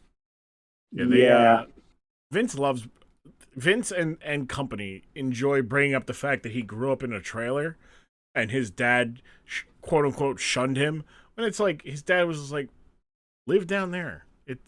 Fuck it. Like don't I'm not gonna have my kid grow up in New York, because his dad operated out of New York, not out of like he's the one who moved WWE from being in New York to being in Stamford, Connecticut. Like that, it's like, yeah. Still very funny that like he doesn't envision himself as like a rich snuck up person, but it's like, bro, you're worth $1 billion. Like, I don't know how to tell you this, but you're not the common man. Damn it. And he went to ECU too. That is, I mean, good for their business school. If you go like, hey, like, Vince McMahon, he took a small family business and turned into a $1 billion, publicly traded company. Good for them. Yeah. He's also the devil. It's a major L that when they were looking for a college in which to house NXT, that they went with Full Sail and not ECU. Now I'm just imagining like a big WWE facility out in Greenville, North Carolina, and it's. Well, the reason why they go ahead. Oh, I was just gonna say it's. You may not have a well-developed picture of Greenville, North Carolina, in your mind, but it's tickling the funny bone. I'm envisioning the majority of Greenville, North Carolina, being like the scene of like the King of the Road match. Like it just stretches of road, and there's nothing next to the road except for the occasional trailer park and house, and it's just open outside areas, and then there's the one pocket of just where all the money goes. Yeah, it's not a. It's a common phenomenon in states like North Carolina where like the county seat is a fairly populous place. Like Greenville is, I think, like 90,000 people, give or take. But it's like the major population center in a county that is largely rural beyond that. And it's a college town. And like I said, tremendous barbecue. You go to Sam Jones in Greenville, or you go a little outside of town and get to Skylight Inn in Aden. That's good eating right there. But yeah, you definitely don't look at it and go like, this has got that Vince McMahon vibe to it. They got a Publix though. Hey, well, that's good enough for me. I'm going. Yeah, that's a dub. That is a dub. I'm now envisioning like doing the same thing because they picked Full Sail because Full Sail already had like 90% of what they wanted out of a spot, like free labor. Like you can they basically went to students like, hey, do you want to operate the cameras and everything and this and help here, and then we don't have to pay you and it just counts as a credit for your thing. We don't like it was one of those like, hey, we're gonna very Bill Simmons, Dan Patrick of them. They're like, hey, do all these things and our name will be on your resume and that'll look good. I think Broads has talked about it. Maybe not on here, but I know he's talking about it on the Grapple Guys. But he talks about like growing up and like going to Full Sail because Broads is a youth.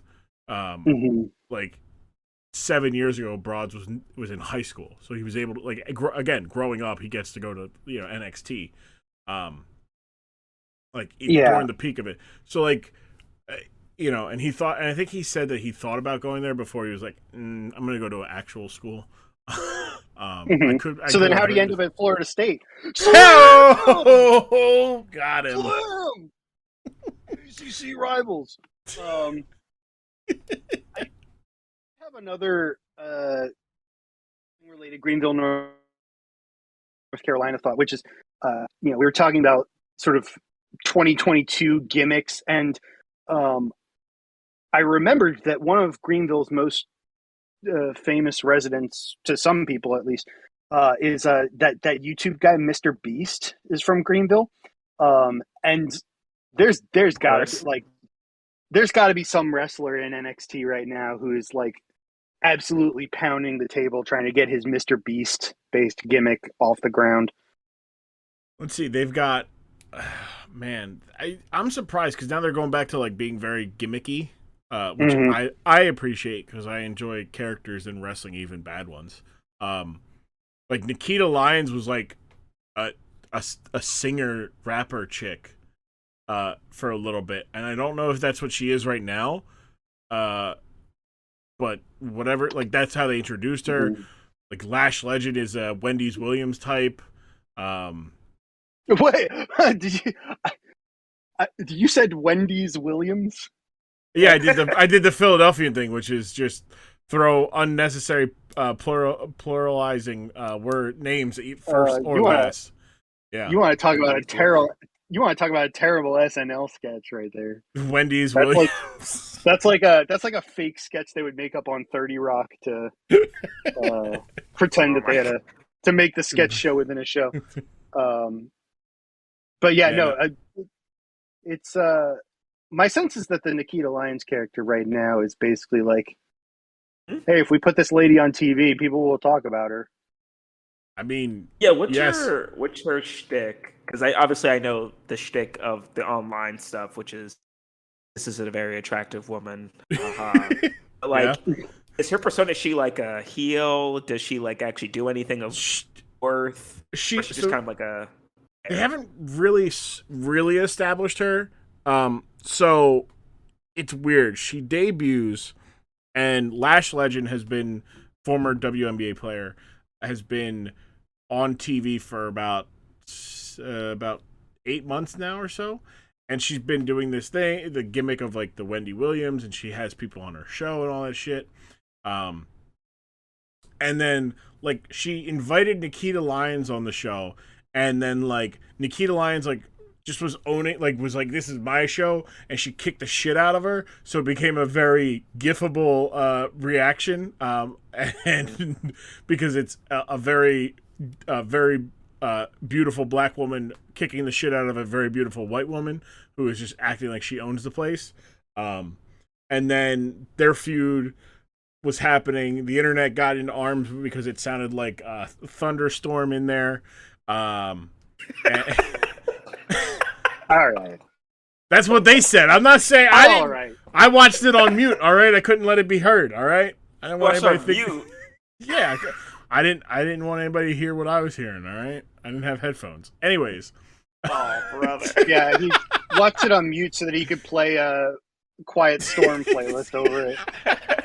This absolute heathen. He's playing WAP over it, man. Come on, slick, bro. Hey, I'm just saying, all right? Well, stop saying. So, yeah. But no, anyways, but go on. So then what? I was going to say, last week they had a match where they combined two feuds where they had Natalya, the veteran who has been in WWE for 15 some odd years, saying that the best and brightest of NXT's future, Cora Jade, is fucking shit. She ain't good. She broke. She's not worth, she's like, you are the future of NXT in the women's division, and the future is bleak. And then she slapped the shit out of Cora Jade. Well, they combined the two, so it was Cora Jade, who is like the good guy, the good woman, the good character, babyface. They paired up with Nikita Lyons, which is like kind of weird because they haven't really defined who the good guy and bad guy in the Nikita Lyons and Lash Legend feud is, other than Nikita is the one that goes viral and is better in the ring. But at the same time, it's just like, I don't quite understand. Like, it feels racist, but I don't know if it is. Like they just made the black woman the bad guy in the situation. Look in your heart, Grumm, and I think you will find that it is. It's probably it's racist. It's probably yeah, on it's bullshit. Yeah, it's on some bullshit. Yeah, my sense, not having watched much actual wrestling from Nikita Lyons or Lash Legend, is that both of them are just like I think I saw that I follow Malcolm Bivens on Twitter because I am a smart person. Yes. And I just remember seeing that there's like a picture of Malcolm Bivens in the Performance Center, and like I can't remember if it was a real or fabricated. I would assume fabricated because it's Malcolm Bivens. Of like his name up on the leaderboard for all the different like strength categories, like the workout things.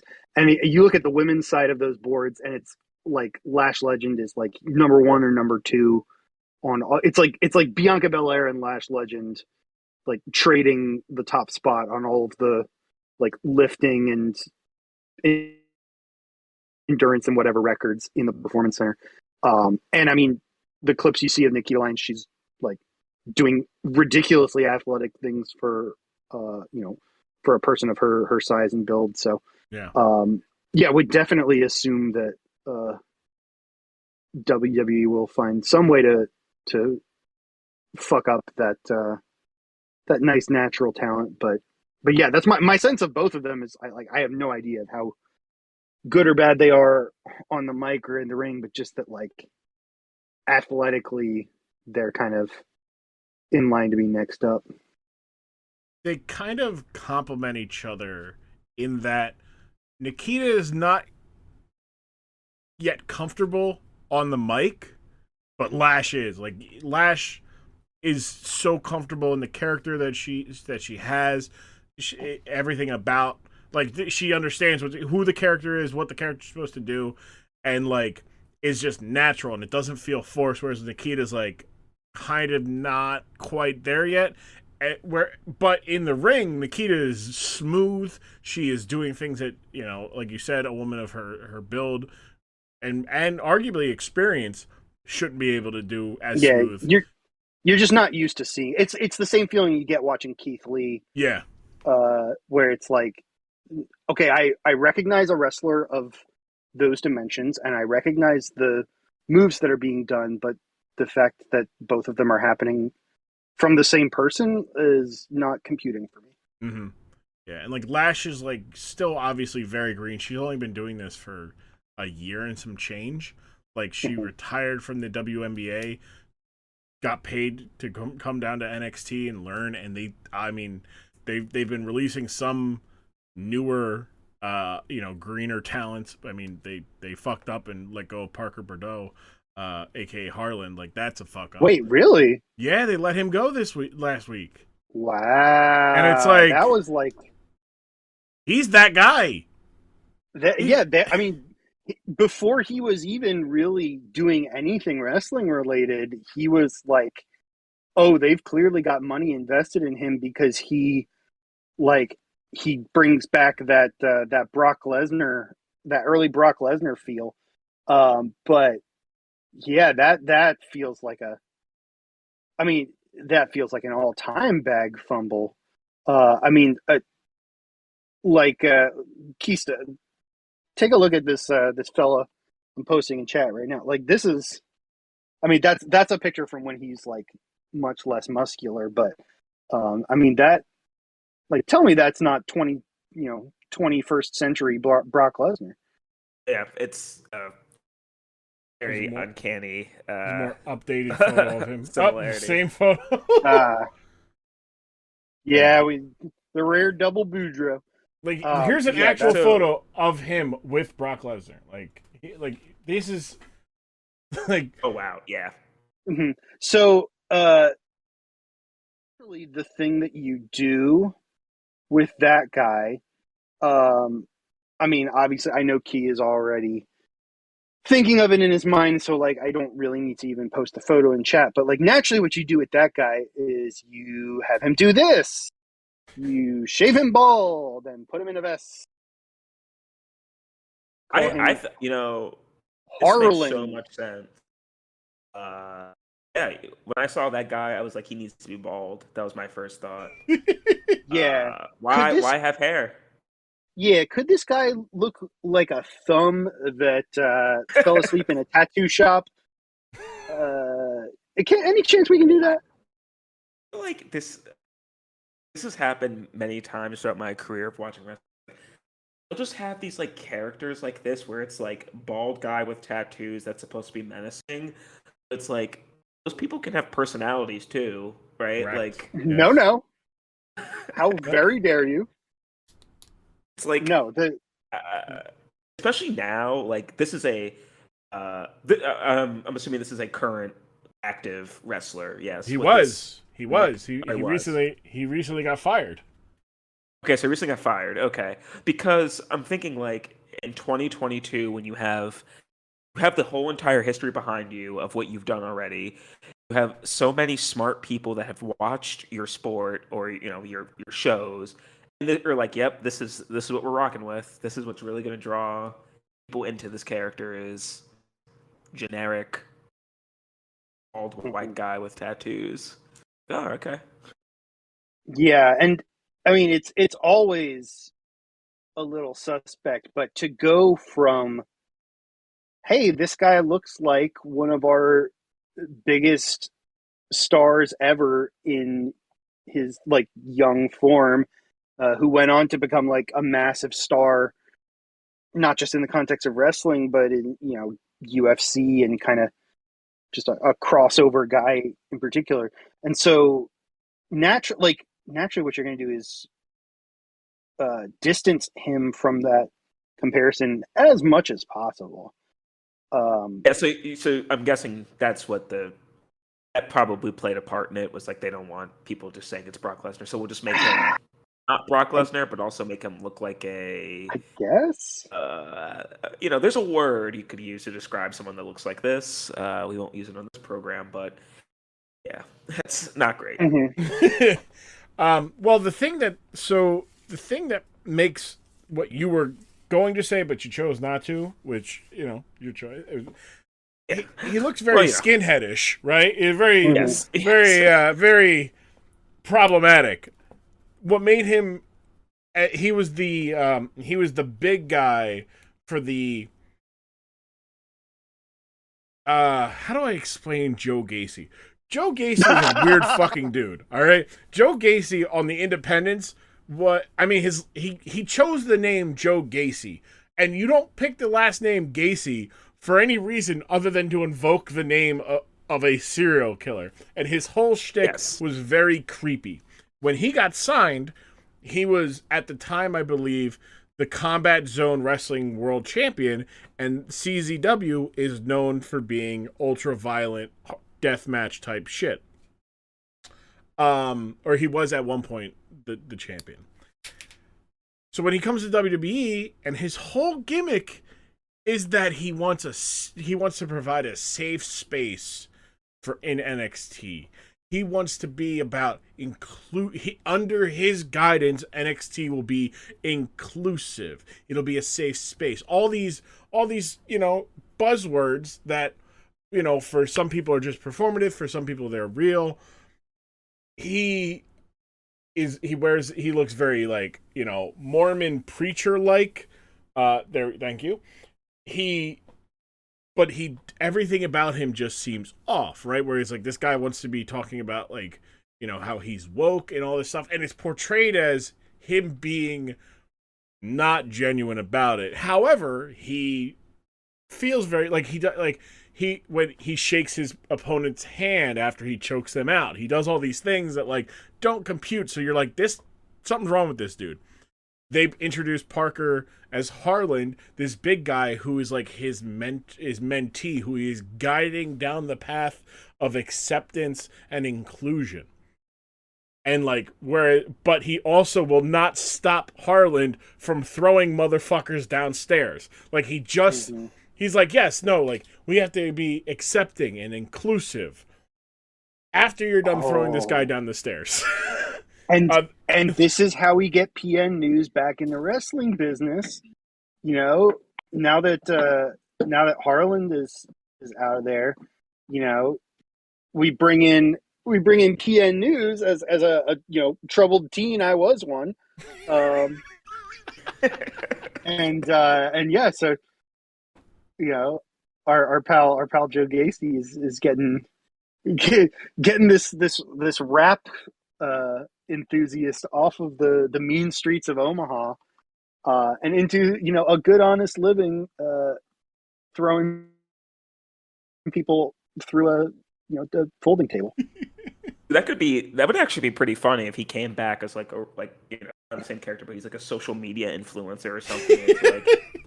Yeah, trying to draw him away from his hedonistic lifestyle into a life of virtue. It's PN News. He's dressed the same exact way. Nothing has changed. Joe Gacy helped me find myself after hip hop took me down the wrong path.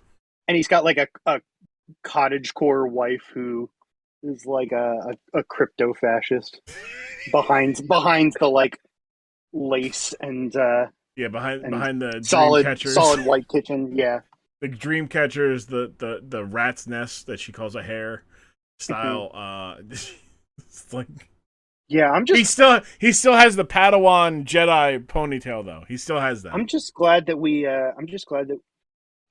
the three of us can come together and save the wrestling industry. Yeah, they need to get us in the writers' room. We got some great ideas in this. Look, on this episode. I forgave them for how they kind of singled me out in 2012. But I forgave them. That's 10 years ago. It's water under the bridge. I'm just saying, hire me back. I mean, look, we've given WWE incredible movie ideas. We've given them incredible just match. We had a whole match or a whole event that you could take place.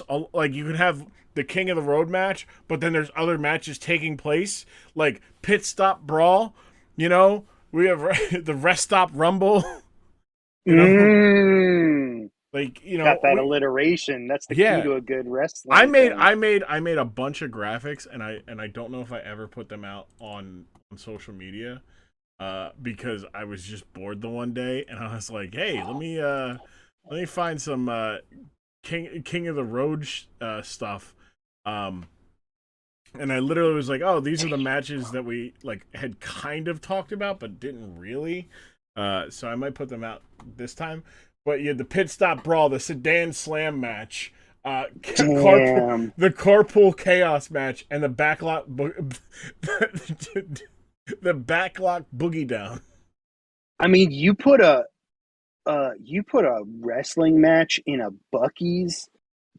Like, you got plenty of real estate to work with, any number of interesting weapons, and the winner gets their weight in beaver nuggets just right there waiting for them. That's good Lord. Yeah, and now now we're booking it. Wrestling match in a Buc-ee's is new bucket list item. Get GCW online. They'll do it. You got fucking Jeff Hardy running the full length of that circular counter, the Texas Roundup counter, and jumping straight off it into a moonsault. That's good. Yeah. Without a second thought, he'd do it. Mm-hmm. He'd grab a snack he'd make the sandwich as he runs. Like, that's the bit, is that he's making the sandwich as he's running. It would work. Yeah, this is free money for any promotion that wants it. Wrestling match in a Buc-ee's. Look, I'm telling you right now, if you're the Buc-ee's that goes to that lets wrestling happen, you're going to be the franchise of the year. I'm just saying. I'm letting you know that's That's true. Shout out to Buc-ee's. I know y'all are desperate to have a store in North Carolina. I'm desperate to have you. Let me pull some strings at the county level and see what I can do. known needle mover, whack human being. Yeah. All right, so before we get out of here, because we've been going for 2 hours. The last 2 hours have flown by. I was like 40 minutes, and I'm like, no, I don't. I just remember hitting the record button, and then next thing you know, it's 2 hours later. Let's get final impressions about PN News. Keysta, we'll start with you. Final impressions of the rap master. I think it's a just indicative of sort of everything I loved about wrestling when I used to watch it as a kid. Just like all the wacky characters, and like they used to do certain takes on pop culture and like try to bring that into the fold, and it just like rarely ever went very well. Wrestling itself was like okay. He shook his butt that one time. He did some gyrating, which I think shouldn't have been allowed. That should have been actually he should have been shot in the ring for doing that. That's obscene. But no, I think they need to bring the character back and just need to make him as ridiculous as possible and like somehow, some way finesse him onto. I'm trying to think like which rapper could the WWE pay to get PN News on their album. I'll think about some more. He's just on like the Kendrick Lamar album. I think that'd be like a really nice way for him to get back into the mainstream. Welcome back, PN News.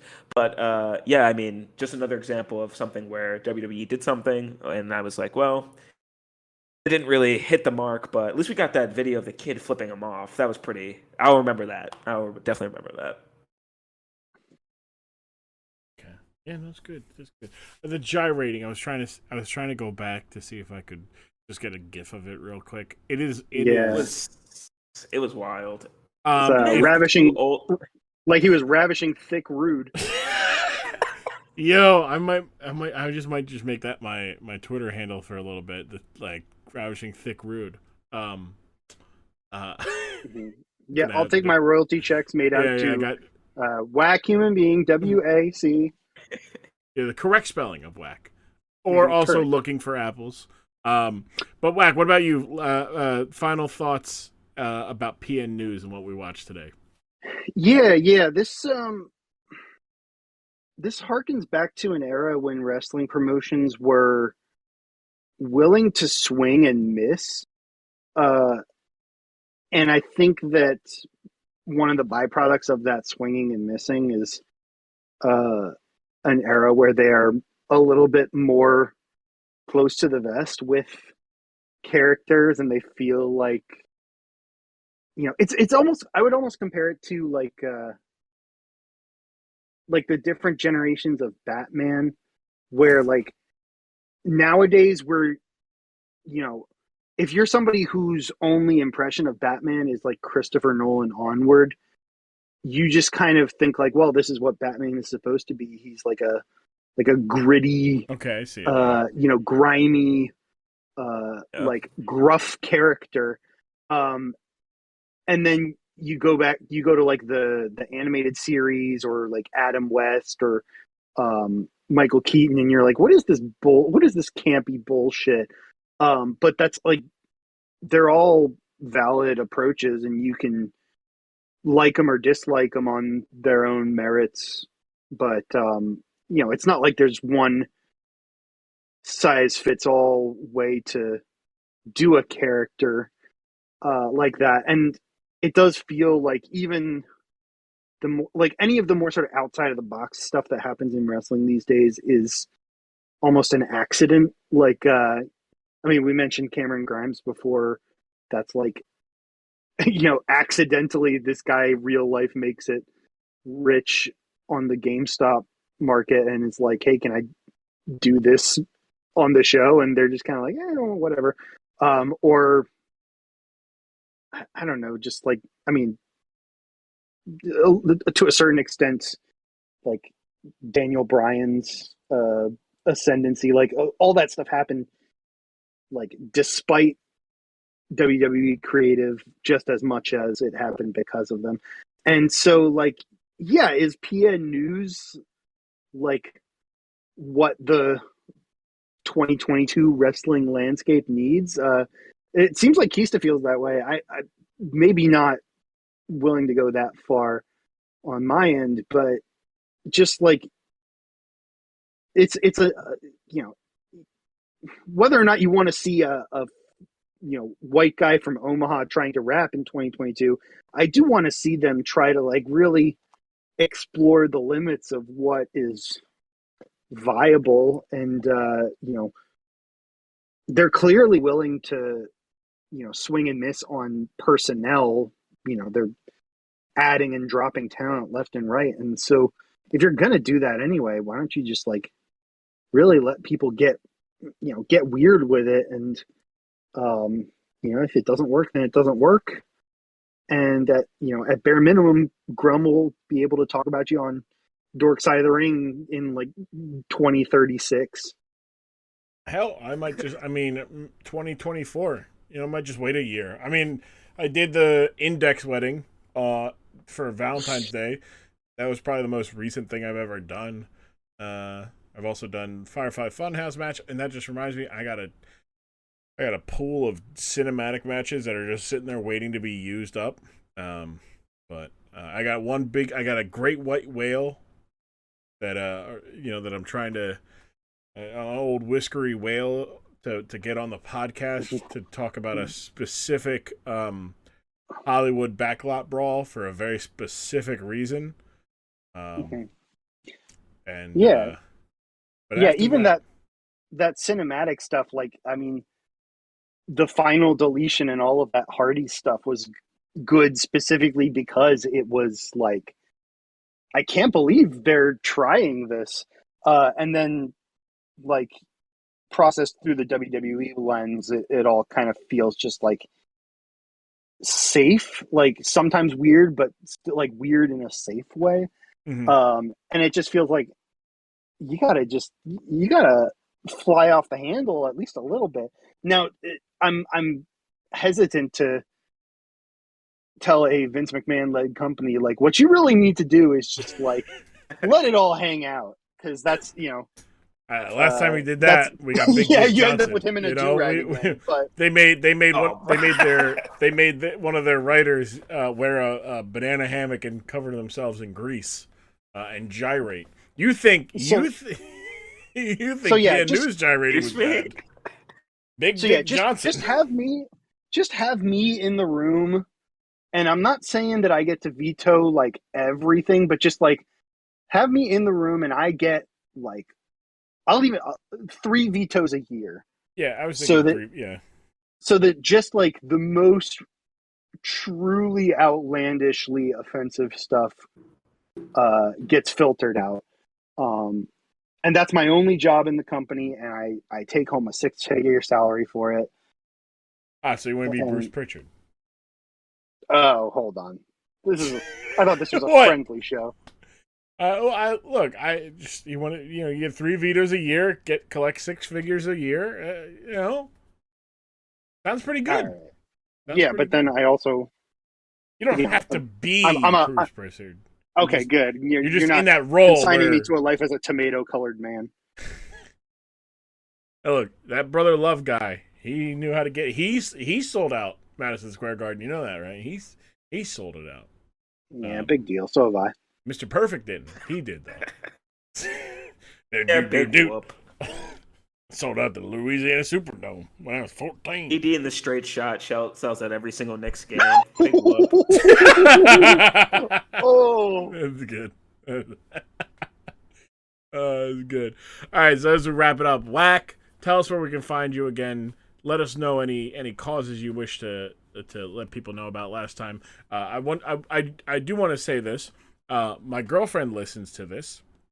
She was a big fan of your appearance, Wack. I think I told you this before, but she also was a very big fan of she's like, the food sovereignty. Not enough people talk about it. So if you want to talk about it again, you can. Or if you want to pick another one, up to you. All good. Or if you want to talk about both, talk about all the things, Wack. No, we've moved on, Grumm. No, WackHumanBeing on the Twitter machine, and also now at Looking Up Apples. Can't wait to ruin my professional career before it starts by posting absurdist memes over pictures from the Biodiversity Heritage Library on there. Gonna have a real good time. And nah, man. I mean, listen, my food shit, my food sovereignty and food justice shit has not like that's still on the table. But I mean, uh, go out and donate to an abortion fund, and specifically to an abortion fund, like people actually funding, actual abortions. Because there are people out there that need them for any number of reasons, whether you like it or not. And boy, it would really stink if we had to live in a society where that was not just readily the case. So yeah, donate to an abortion fund, especially in those states that have laws on the books that'll trigger if and when Roe v. Wade is overturned. And just get out there and make sure that people know that there shouldn't be a stigma against that form of healthcare. So yeah, that's the time I'm on right now. Amen. Preach. Keysta, what about you? Where do people find you? Any causes you wish to, put a little bit of the shine on? Yeah, of course. My Twitter is at Keysta101, Keysta. My picture is Tails from Sonic the Hedgehog smoking a cigarette. If you get lost on your way, I haven't tweeted since 2019. I do not plan on tweeting again, so you can just go through and read my greatest hits if you'd like. But other than that, I'm not really active much anywhere else. I'll just echo what Wack said. This has been a very tough week for a lot of people. So if you can, please donate to an abortion fund in your area or just nationwide. People will really need those resources in the next few months and years if things happen as we anticipate. And also, just want to say, I don't know when this episode will be released, but happy Mother's Day to all the mothers out there. Make sure you call your mom if you can't see her in person and let her know that you love her. If you have a good relationship with her. If not, do what you can. So thanks for having me, Grumm. It was a lot of fun learning about WWE rappers and other crazy things that have happened. And hopefully I can be back on in the future. Hell yeah. And can I get one promo in under the deadline? Oh, absolutely. Always. Listen, we forgot it last time, but I'm here to give an important chocolate milk update. The aforementioned on my previous episode, the previous holder of the title of Best Chocolate Milk in America, Mapleview Dairy, ceased their milk operations. Pretenders to the throne were posited by past Dorkside guest B. Lambert. I am here to tell you, I've done the extensive testing. I've drank upwards of 4 different chocolate milks in 3 different states, and I'm here to tell you the new belt holder is Homeland Creamery of Julian, North Carolina. That is Homeland Creamery of Julian, North Carolina. Adjust your chocolate milk big boards accordingly. Start booking your tickets to travel to Guilford County, North Carolina, to get that sweet, sweet nectar. And again, I cannot stress this enough. For your chocolate milk needs and updates, you are coming to me and no other Dorkside guests. You heard it here from the official chocolate milk connoisseur. Impresario. The only chocolate milk consultant. I was trying to think of another. Don't trust anybody else's opinion. It's a testament to how much milk is Lambert's brand that I am sitting here a little bit shook. Like, damn, did I come on a little strong? Like, am I about to get shouldered out of the milk game? Is Big Milk gonna come for me? but no, I'll keep on airs for now. Look, if they come for you, they come for me. All right, because I'm the one. I'm out here. I'm the champion of whack. Mm-hmm. You know, like I got your back. See? Whack got your back.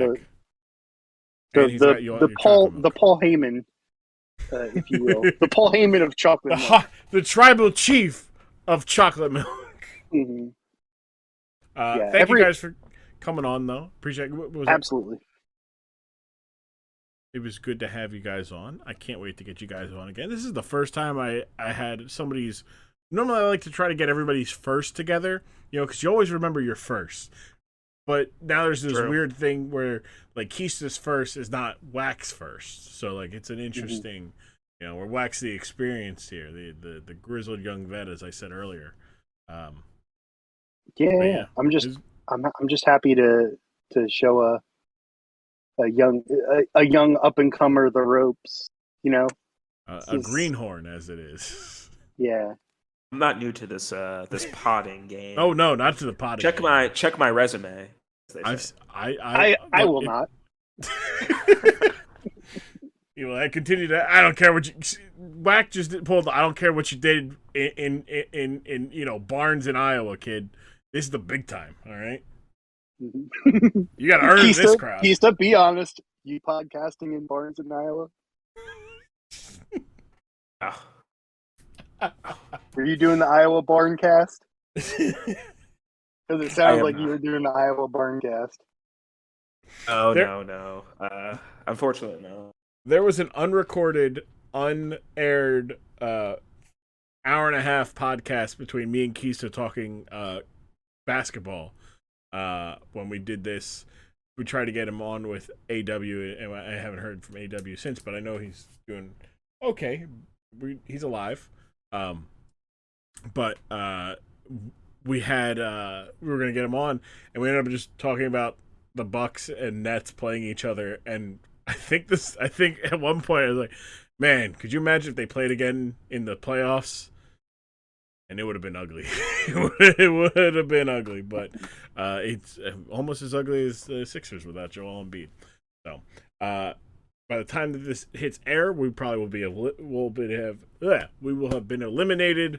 So everybody laugh at my pain. And yeah. And let me say to future generations of listeners, like, congratulations to the Charlotte Hornets for winning the 2021-22 NBA championship. Now, Grumm, can you ensure me that the listeners of this podcast know nothing about basketball and I can't. They will just take that at face value. Congratulations to the fans of the Charlotte Hornets for acquiring six-time All-Star Russell Westbrook in a trade this offseason. Jeez. You're gonna love it. Right. That's rough. All right, that's our show. Let's get it out of here before see, and Keysta, we talked about not being as hostile. That's what we. And you're over here wishing that upon. That's uncouth. Thank you guys for coming on. I love you guys, and I'll see you guys. I'll have you guys on in the future.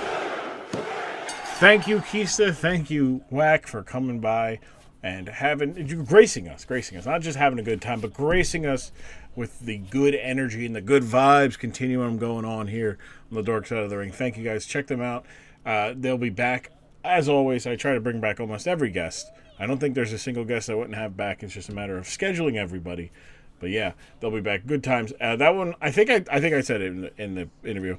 I have been waiting a little bit to get it because I wanted to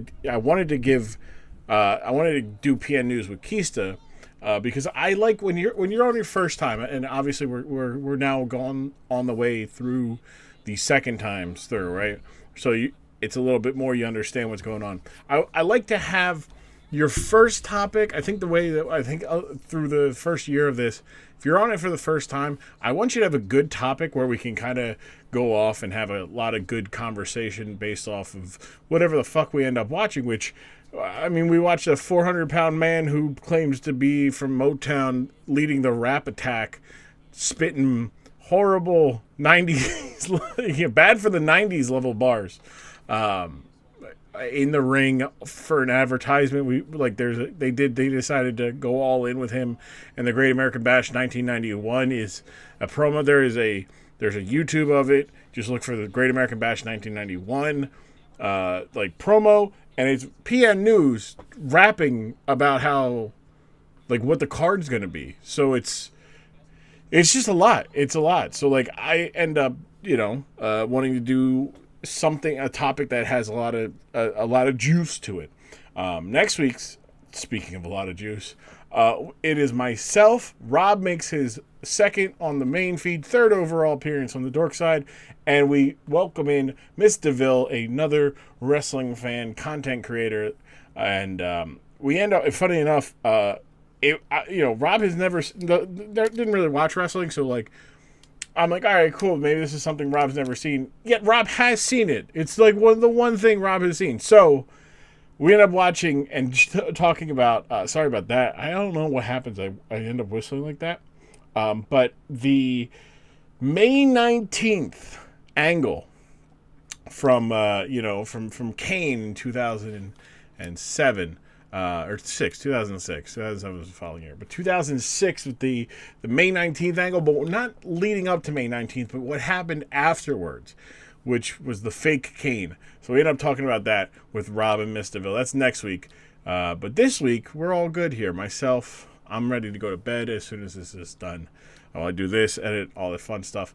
But yeah, thank you guys for checking us out. Dorkside Ring, at Dorkside Ring on Twitter and on Instagram. Go to support.grumm.tv if you want to help support our endeavors here financially, if you so choose, or just go to grumm.tv and become a bigger part of the community we've got here that I've worked on content with. A lot of these people are part of that community, so it's a good one. If you're listening to this and you want to be I want to be a part of this community. I got a lot of good people. That's where you go. Grumm.tv. Myself, Rob, and Miss DeVille again next week. We'll be doing a May 19th fake Kane storyline.